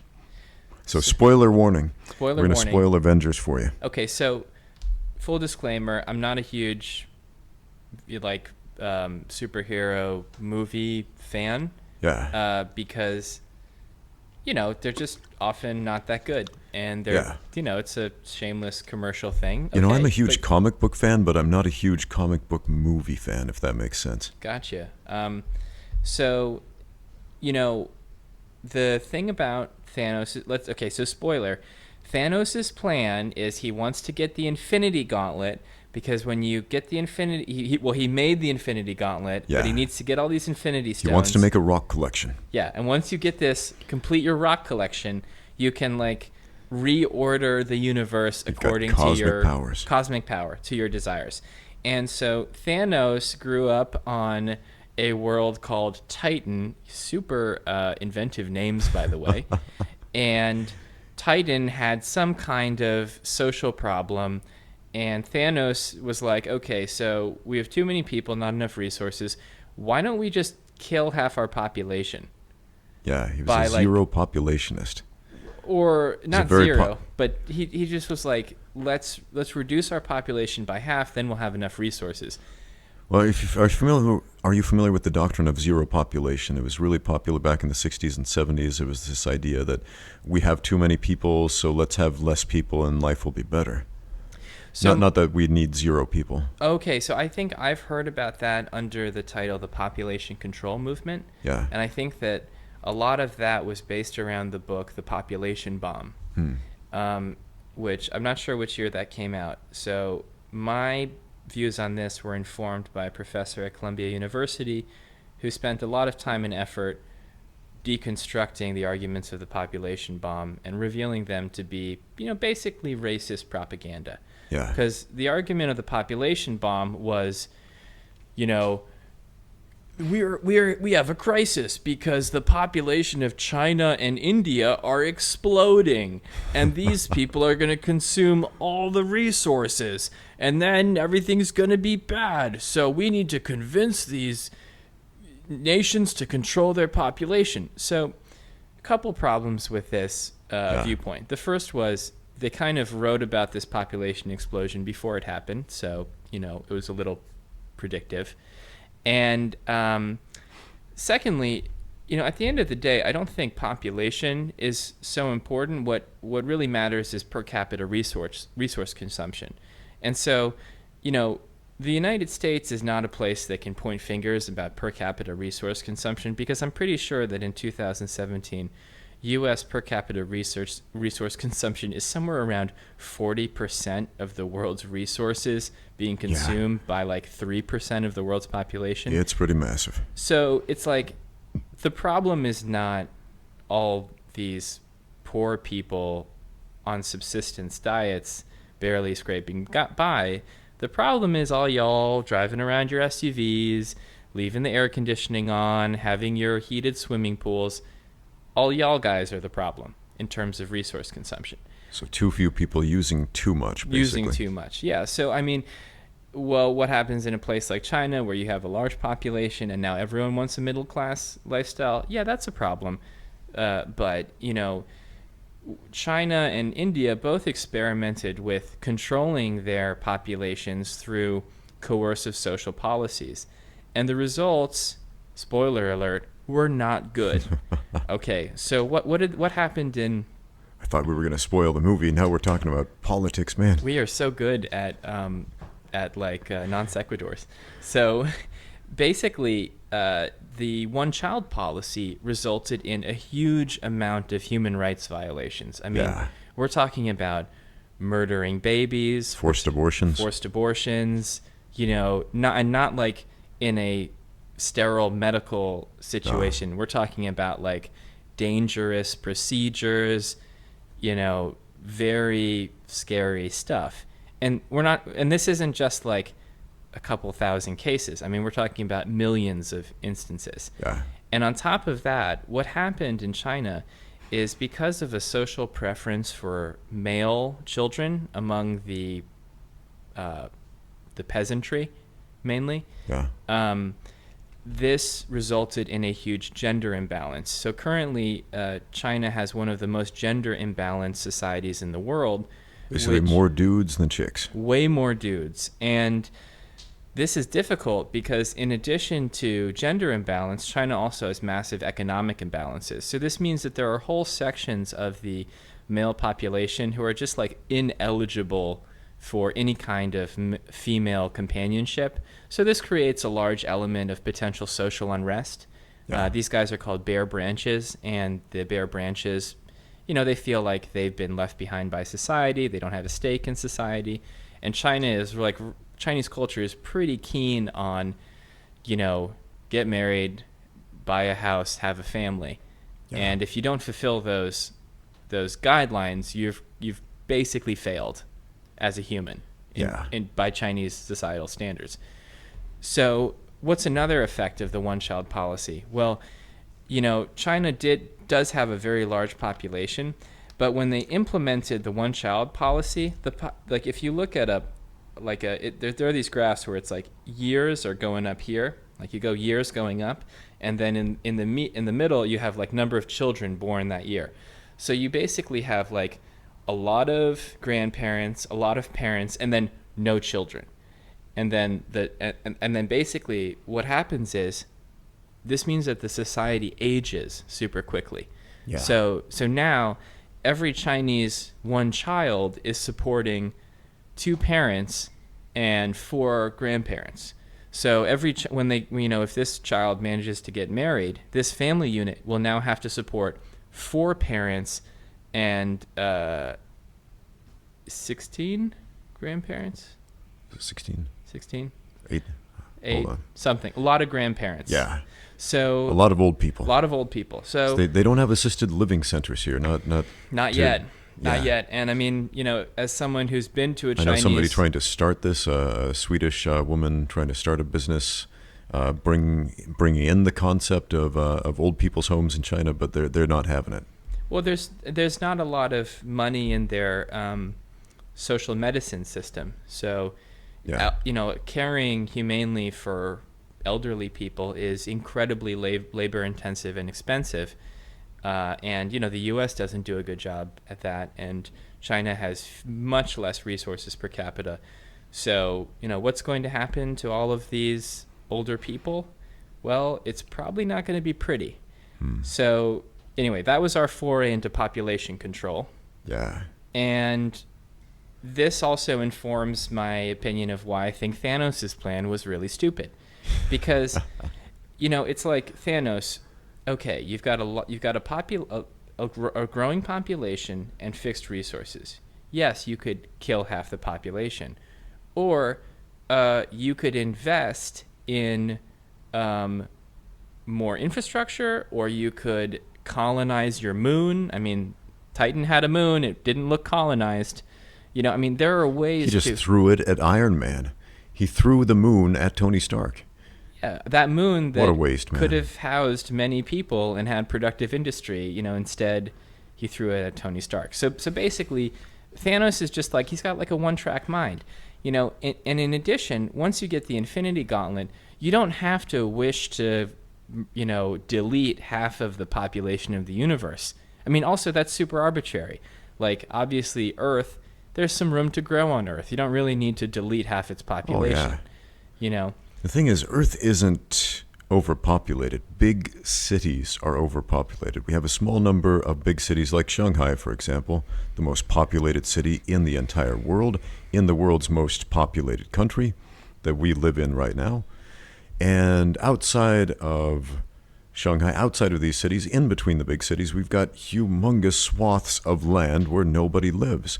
Like out in Inner Mongolia, for example. Yeah, and there is this beautiful, fertile, non-used land where nobody is living. Well, I would put a question mark on fertile. That area is pretty dry. So well, some of it is, some of it isn't. Yeah, but basically, there's a lot of options for expanding. I grew up in a desert in Idaho. What is the number one industry? Agriculture. What do you need for agriculture? Water. Where do we get the water? We dig it up out of the ground. There's a water table under us. It's a real thing. Okay, well, hope that's the same, because they're doing that in Inner Mongolia, and I don't think it's necessarily a good idea because, you've got a water table, but you can use it up if there's not sufficient rainfall to replenish it.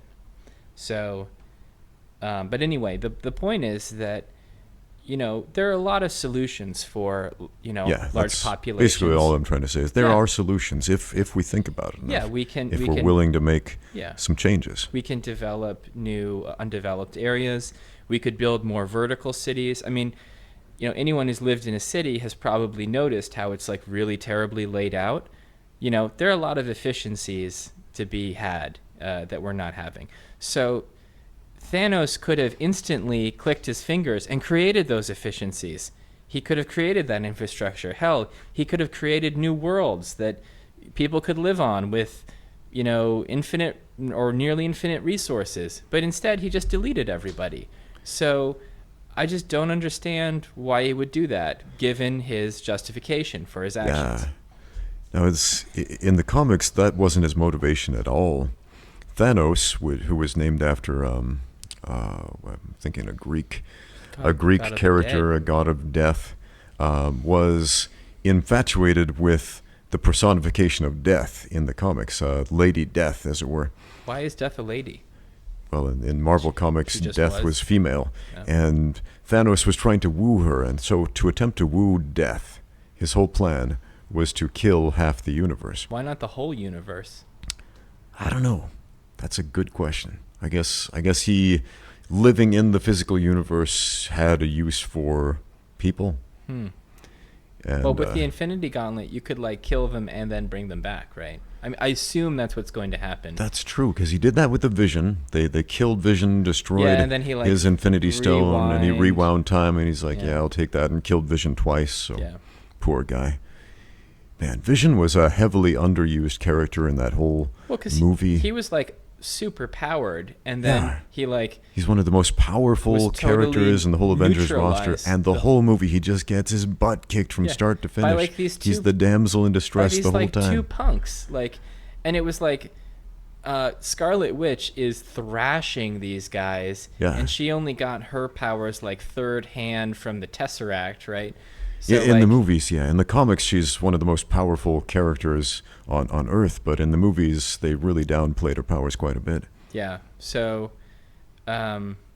just bad writing. And then, okay, the whole Wakanda battle, like, so dumb. Okay, so you've got this super cool shield, and your opponent are these, like... They're like this... four-armed aliens. Like carnivores. That look vaguely reminiscent of the Venom symbiote, which Marvel Venom technically doesn't own the rights to yet. Right. So they're just like running at you. Their strategy is to just run at you, and then they want to like engage in hand-to-hand combat. So you kind of like want to keep them at a distance, and your shield melts them, or most of them, as they come through it. So you want to keep your shield up. Oh, but then they had projectile weapons too. They had a lot of projectile weapons. The Wakandans had tons of projectile weapons.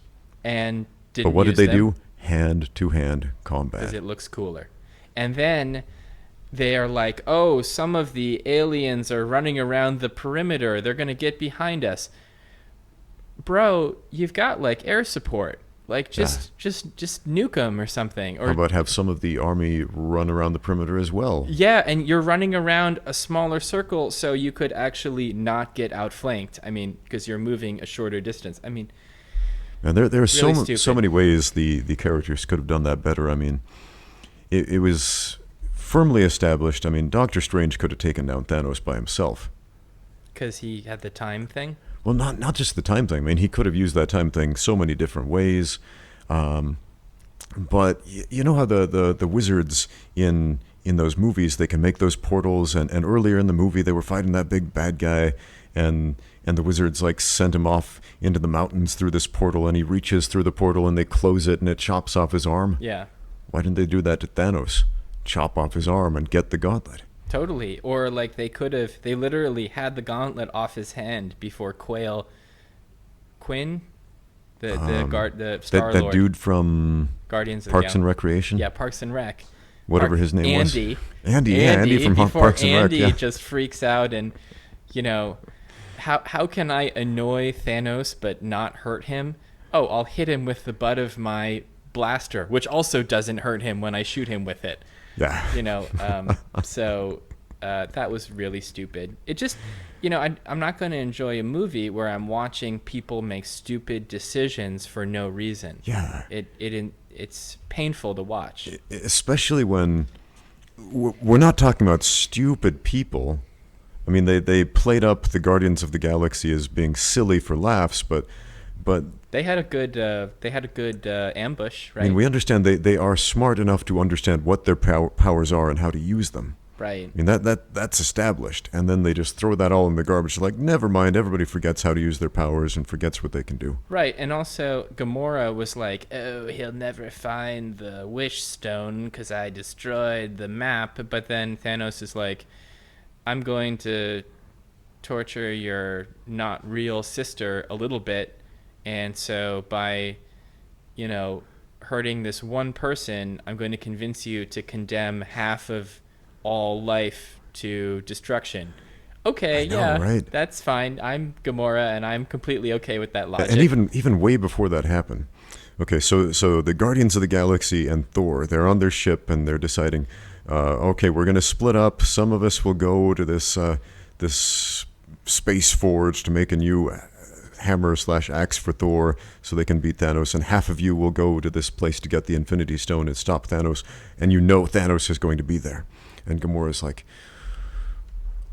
says to her boyfriend, Andy from Parks and Rec, if Thanos gets me, kill me. Promise you'll kill me. And I'm like, why didn't you go with Thor so there wouldn't be that possibility? Right, like why did the raccoon have to go with Thor. I mean, he thought it would be cool and he wanted to, but why didn't Gamora also go there? I mean, Yeah, would have you an could've- extra pair of hands would have been useful. Yeah, and also that whole forge section, I found that deeply problematic because, like, Because of the physics? well, because the physics were really bad, but then, you know, Peter Dinklage is a small person, Yeah. and then he plays a giant dwarf Yeah. in the movie, and it just seemed like, okay, how do you feel about that, Peter? Like, I feel like they're kind of making fun of you, and maybe you don't feel that way. Maybe the paycheck was big enough to take the sting out. Yeah, that is something I was thinking of, especially in this radically PC culture, how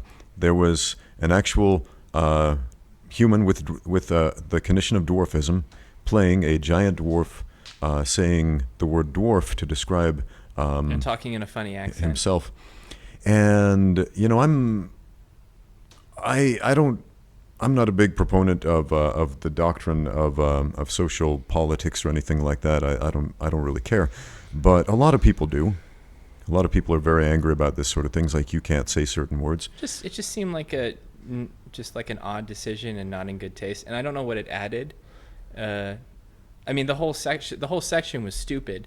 You know, Now, basically. I know we're talking about like fantasy dwarves, Yeah, as opposed to like actual humans with dwarfism, but you know. yeah, it made me scratch my head a little bit. Like, is that okay to say? Yeah. Well. Is it one of those things that's okay if a dwarf says it, but not okay with if a Yeah, non-dwarf says it? Because I mean, I just felt like part of like that whole section was sort of a joke about Peter Dinklage. Like Yeah. it felt like, you know, because he also plays a dwarf on Game of Thrones. You know. Yeah. Well, at the same time, Peter Dinklage is like the only dwarf actor I know of right now who's getting any serious roles at all. And there have been dwarves in the movies since there have been movies. And how many of them do we know by name? I mean, not too many. So hold on, are we using dwarf to describe someone with dwarfism, or are we using dwarf to describe like the characters of dwarves? The actual genetic condition of human dwarfism. Okay. You know, having short arms, short legs, but a larger head and body. Okay. So I thought the PC term was little people. Well, that's a confusing term because there are lots of different genetic conditions that result in a little person. For example, what we used to call a midget before people decided that was offensive was a normally proportioned person below, I don't remember Like what 5'2". Yeah, below, well, I think it was shorter than that. But basically a short, normally proportioned person was a midget. And then the PC police decided that's offensive. We can't say that anymore.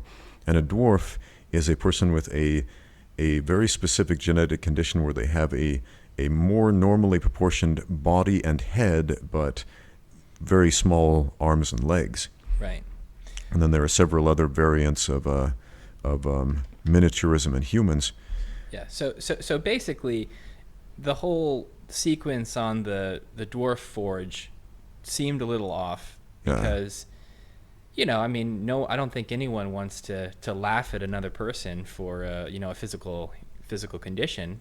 Yeah. And I wasn't quite sure. Unless it's blinking, in which case people on the internet laugh so much at that. Right, because, you know, it's not no protection for blinkers. You guys are so racist against blinkers. That's not even the right word. I mean, you're so ableist. Ableist. Yes, you're ableist. Yeah. Ableist. You normally blinking people who can control your blinks. Yeah.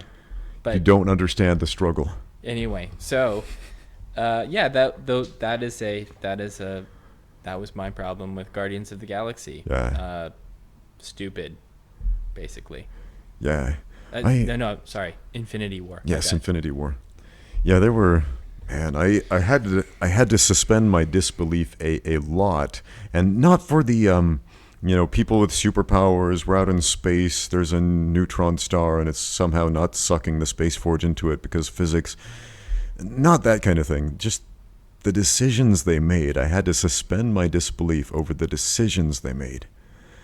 And that's the worst kind of way to have to suspend your disbelief. I mean, I can accept this is a movie about superheroes and magic and space or whatever, but man, stupid decisions. That's where I draw the line. Can the hero stop making stupid decisions? And also, like, you know, that last bit where Thor, you know, finally has his sweet thunder axe. Yeah. And he, you know, slams it into Thanos, and it's like, bro, why didn't you aim for the head? Yeah, or the arm, or just chop off his arm, since that was what they were trying to do before. It was like he forgot how the Infinity Gauntlet works. Yeah, and not just that. I mean, I understand maybe you know, it's hard to aim an axe even with godlike superpowers or whatever, but where was he during that whole fight scene? I mean, Thor's flying and around. We know he's there. Yeah, he's like, where was he for like 5 minutes when Thanos was single-handedly punching all the Avengers to death right in front? I know. He was of our faces. He was kind of like, Thanos, I'm going to give you 5 minutes to take care of the Avengers, and then I'll be back. 5 minutes, Thanos. Oh man, and you might argue, well, he was fighting the four-armed creatures. I mean, there were other people taking care of that. That was not the priority. Yeah. But I mean, if we want to further wade into the Marvel Cinematic Universe, I gotta say, I was on Warmonger's side on in Black Panther. Oh yeah. Yeah, I was probably actually the most sympathetic Marvel villain, maybe cinematic villain in a very, very long time. Yeah, if not I mean, ever. like, you know, Wakanda's like, we're not gonna help the cause of Black liberation. Yeah. And Warmonger's like, I will. Okay, I'm a bit aggressive and I'm not very respectful of your traditions, but got a good reason not to be. Yeah, he's a character where even if you don't agree with his methods, you're like, I get it. Yeah. I don't agree with you, but I get it. Yeah, he also probably would have kicked Thanos' butt, because he would have like shot him with an M16. He would have taken the direct range. route. He would not have taken making a bad decision. Yeah, he seemed like a guy who would get things done. Indeed. So essentially what we're saying is that Black Panther, because he wanted to come back to Wakanda and be king so badly, doomed half the universe because if they had a better leader in place. No, oh man, this is. Oh no, you can't go there. We can't go there. This is some bad political science. This is heading in a bad direction. I actually took a political science class, and just hearing those words coming out of my mouth, if we had a better leader in place, this never would have happened. Oh yeah, Ooh, that's a slippery slope. Slippery slope. Man. So yeah, little unfocused, but that was a nice chat. Yeah, good way to spend a Tuesday. Indeed. Well, anything else you want to say to the folks at home? I mean, I've been trying Visine, but if you have any other recommendations, let me know. Hold on, my stopwatch got skewed. I just need to take a look at the timestamp. We got a little bit of time on the clock if you want to keep chatting, or we can call it a day if you want. Yeah. So like 15, 20 minutes. Okay, well, other things to talk about.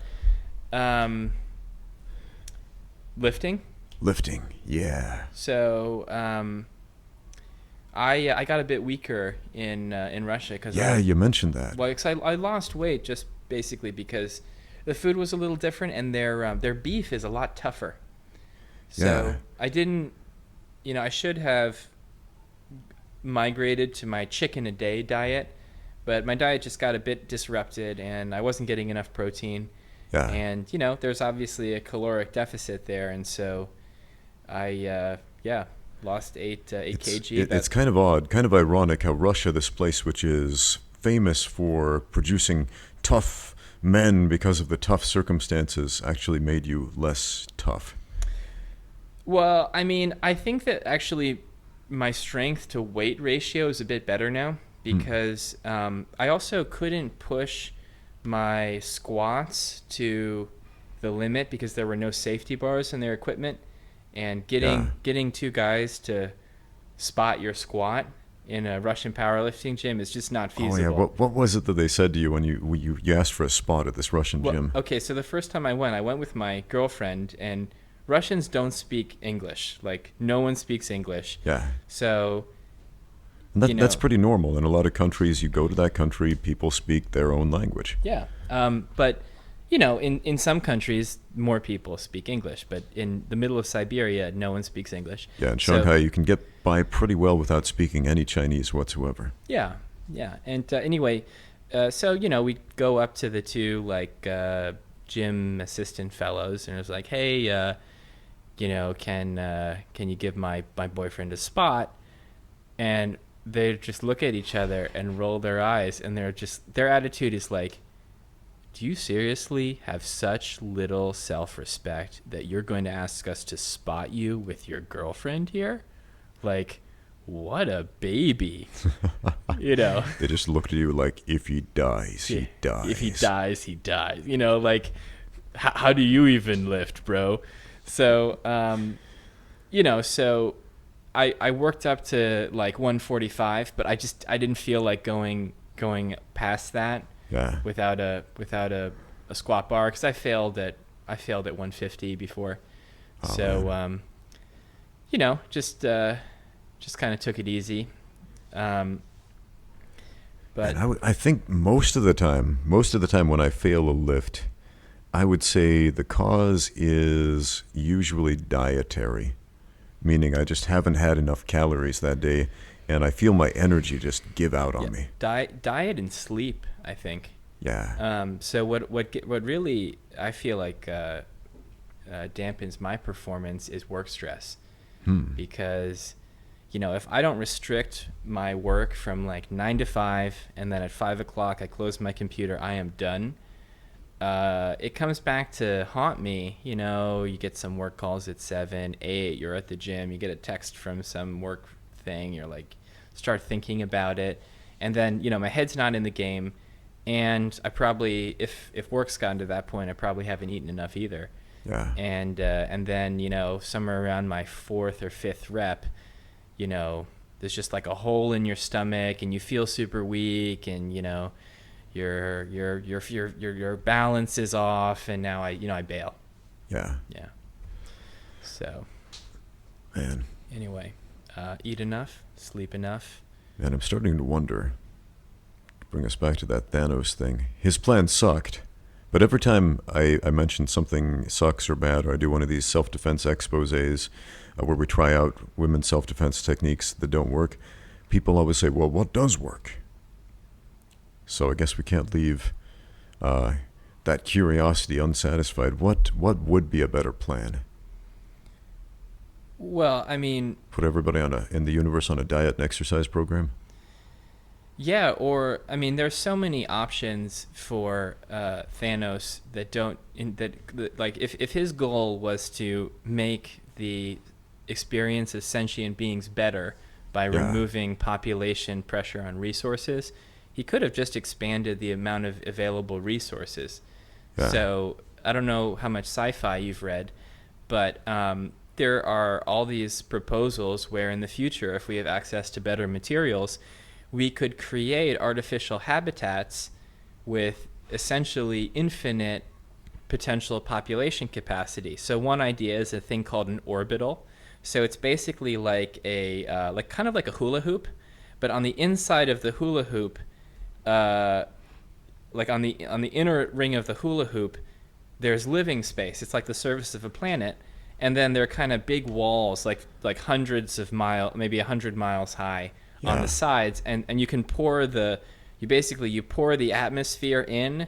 You need some kind of radiation shielding, probably, because an orbital probably wouldn't have its own magnetic field like the Earth generates that protects us from a lot of cosmic radiation. But then this orbital, once you spin it up... talking about like a Dyson sphere sort of thing? So no, because a Dyson sphere is basically when you put like a star inside a thin bubble. Yeah, and it absorbs all the energy from the star. Yeah, so I mean, there are a bunch of problems with the Dyson sphere. I mean, one problem would be keeping the sphere exactly oriented to the sun, because it would tend to kind of wobble, and then if one side gets too close, it could fall in or overheat or something. Yeah, just building that in the first place would be Yeah. astronomically difficult. Well, I mean, but an orbital would also be, because this device would be thousands or millions of miles long, and you could put them in the habitable zone of a star, and they would they could house huge numbers of people, but this kind of stuff can only happen in a post-scarcity civilization. So currently we're in a scarcity situation, civilization, which means we do not have adequate energy resources per our population. We operate in a position of scarcity, which means we have to buy our resources using, and we use money and our economy as a way to ration scarce resources. Yeah. A post-scarcity civilization is a civilization where, we've experimented with alternative power sources, like maybe fusion energy. And or dilithium crystals. Or like really efficient solar, where we've got like solar power satellites microwaving energy back to Earth. And, that's a civilization where there's enough energy for each, person. And, basically you can kind of have as many resources as you want, within reason, obviously. So, technology could enable us to kind of ascend to a post-scarcity situation. And with that level of energy at our disposal, we would also probably make a lot of interesting technological advances, including the ability to create massive structures in space. Yeah. So Thanos could have built some orbitals or created new planets out of thin air using his gauntlet. Even without that glove, with the immense amount of advanced technology he had at his disposal on his ship alone. Yeah, shooting people was a really low-tech solution. Yeah. Just sharing some ideas would have been invaluable to solve the problem, much more so than, shooting people. Potentially less cinematic, however. Yeah. Yeah. And now for the ultimate showdown, they will sit down in a boardroom and discuss a very complicated issue. I don't suppose you follow The Walking Dead, AMC's zombie show, where they never say zombie. I think after episode 3, I was like, kind of seen this before, Yeah, the first season was a lot like watching a classic zombie movie just in TV form, and I enjoyed that. But after that, it started getting really slow paced, and like, where do we go from here? And I think, what season are they on now? Like 7 or 8, or I don't remember. But one of the last story arcs I remember, they're trying to survive in this extreme scarcity situation, with zombies crawling around and scavengers hunting for resources and killing each other over food, basically. There's this lady who has this binder, and in this binder she's got this plan to bring civilization back. And oh my God, it's Matt Fury. Yes, she's the Matt Fury of the Walking Dead universe, and she's got basically what's framed to be, this is a good idea, this will solve all the problems, and everybody's like, meh, whatever, let's just shoot each other. Well, so if we're bringing up zombies, I've got a problem with zombie movies. Yeah. So, when you think about it, the food source of zombies is humans, right? Yeah, but do they need to eat? I don't think they need to eat. Okay. Because they're going to be alive/unalive, undead, whatever, no matter what, unless you kill them. But, so let's say the way they reproduce is by biting humans. Yes, right? Exactly. Okay. So we could kind of say that humans are a resource that zombies need in order to reproduce. Exactly. Yeah, humans are also zombies' apex predator. Yes. That's problematic. So one thing I've never seen in a zombie movie is, okay, the zombies are coming. So here's what we'll do. We'll lure all the zombies to us, set up some kill zone, and just, either, run some like some sharp wire at head height and decapitate them, or Yeah. lure them into a pit with like a wood chipper, or like large Actually, areas. they did do that at one point on The Walking Dead. There's like this landfill with a bunch of zombies, and there's like this grinding machine that this lady lures the zombies into. But they don't do that stuff nearly as much as they really should. Or like, whenever, like World War Z or something, if in the zombie literature, whenever like the military goes to fight zombies, they're like fighting zombies like they're an enemy army. And that's obviously not how zombies work. Yeah. So like, what if you just like, I don't know, fortified a building, blocked up the first 5 stories, had a siren at the top, all the zombies are coming towards you, and you just sniped them for days. Yeah. Like, it just seems like you could build an anti-zombie infrastructure pretty quickly. Yeah, and just it's a lure them into it. 100% predictable enemy. So Yeah. the fact that they make such formidable foes in these TV shows and movies is entirely based on the same problem as the Avengers: poor decisions on the part of the protagonists. Right. Yeah. I mean, like, if you saw the World War Z movie, like, obviously there's some initial chaos because, like, the zombie infection just kind of turns society, like, disrupts society overnight. Yeah. But, like, once you've got your military in a little flotilla, okay, now we can like make a beachhead, we can establish a safe zone, and we can expand out from that, so it always seemed like they weren't really such a huge menace. And it's kind of like watching Lassie. Have you ever seen that Lassie TV show? The old one, yeah. The old black and white one. Yeah, they had to think of ways for the humans to be so stupid that they needed the help of a super intelligent dog. So, like, I mean, they were always, like, falling down the well, like, locking themselves in the barn. Like, I mean, these people were, like, they needed to just not be helped and get themselves out of the gene pool. If you need the assistance of an animal that is significantly less intelligent than a person that many times in a row, there is a significant problem. There was a problem there. I mean, those people, like, you saw that well coming like 10 minutes away, and you were like, little Jimmy, don't go near that well, but he would, Oh, man, there is one more thing I did want to talk about on this podcast. We chatted about it the other day, the ninja diet. Oh, yeah, the ninja diet. Yeah, so years ago, I read this book on ninjas. I don't remember what it was called or who wrote it, but it was mostly about ninja traditions and whatnot, which is mostly made up, and we should totally do a podcast all about ninjas one day. But there was this one chapter titled "The Ninja Diet." I was like, well, what is this all about? So I started reading it, and it basically said, in olden times, ninja assassins, while they were on missions, could not pick and choose what they ate, and so they had to become accustomed to eating and living off of whatever they could find. Whatever crap or garbage, like, or potato peels. Yeah, exactly. So ninjas are basically dumpster divers when it comes to their culinary habits. They're freegans. Freegans. There we go. So, at my old gym back in the U.S., I remember telling some of the fighters I was training about this ninja book, and we were laughing about it. And then the next day, my friend Sean, he comes to train. Sean, and he's like, "Yeah, I did the ninja diet today." And I said, "What do you mean?" He said, "Yeah, for lunch I had Fritos and a Snicker bar."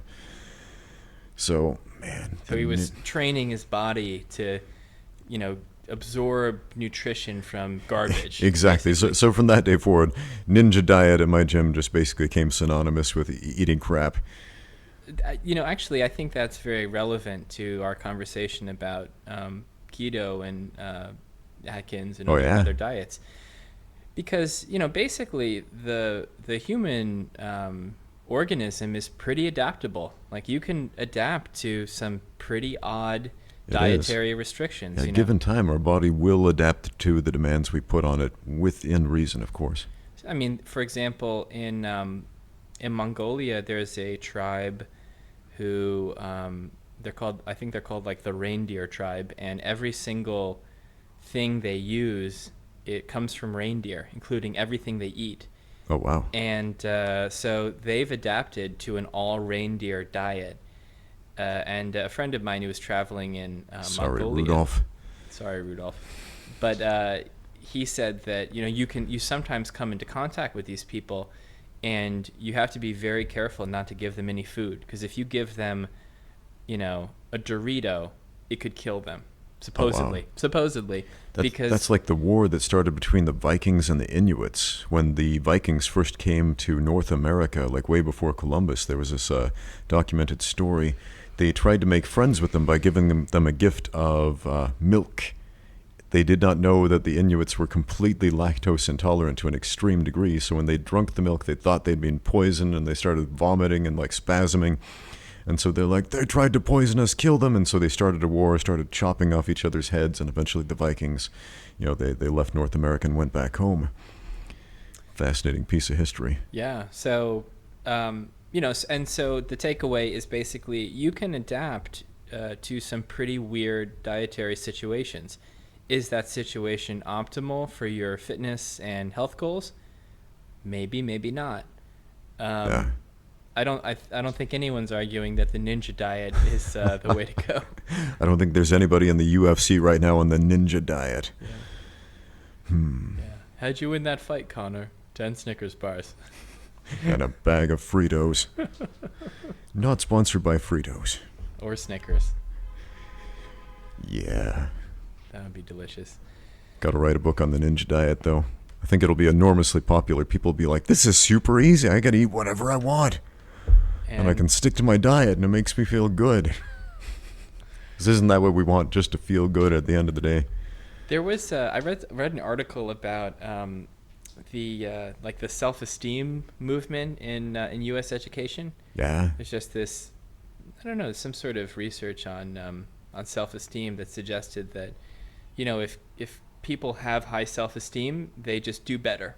Yeah. And so this kind of turned into participation awards and people being told they were clever and special. Like, you go to a U.S. High school graduation. I've been to a couple, and I think at every one, the commencement speaker said something to the effect of, this is the smartest class that has ever commenced. And at my high school commencement ceremony at the graduation, the flower arrangements burst into flames. Oh, man. That's all I remember. On purpose? No, they had candles in the flower arrangements, and they caught on fire and just started like exploding into flames. Oh, and that's awesome. It was totally awesome. That's super metal.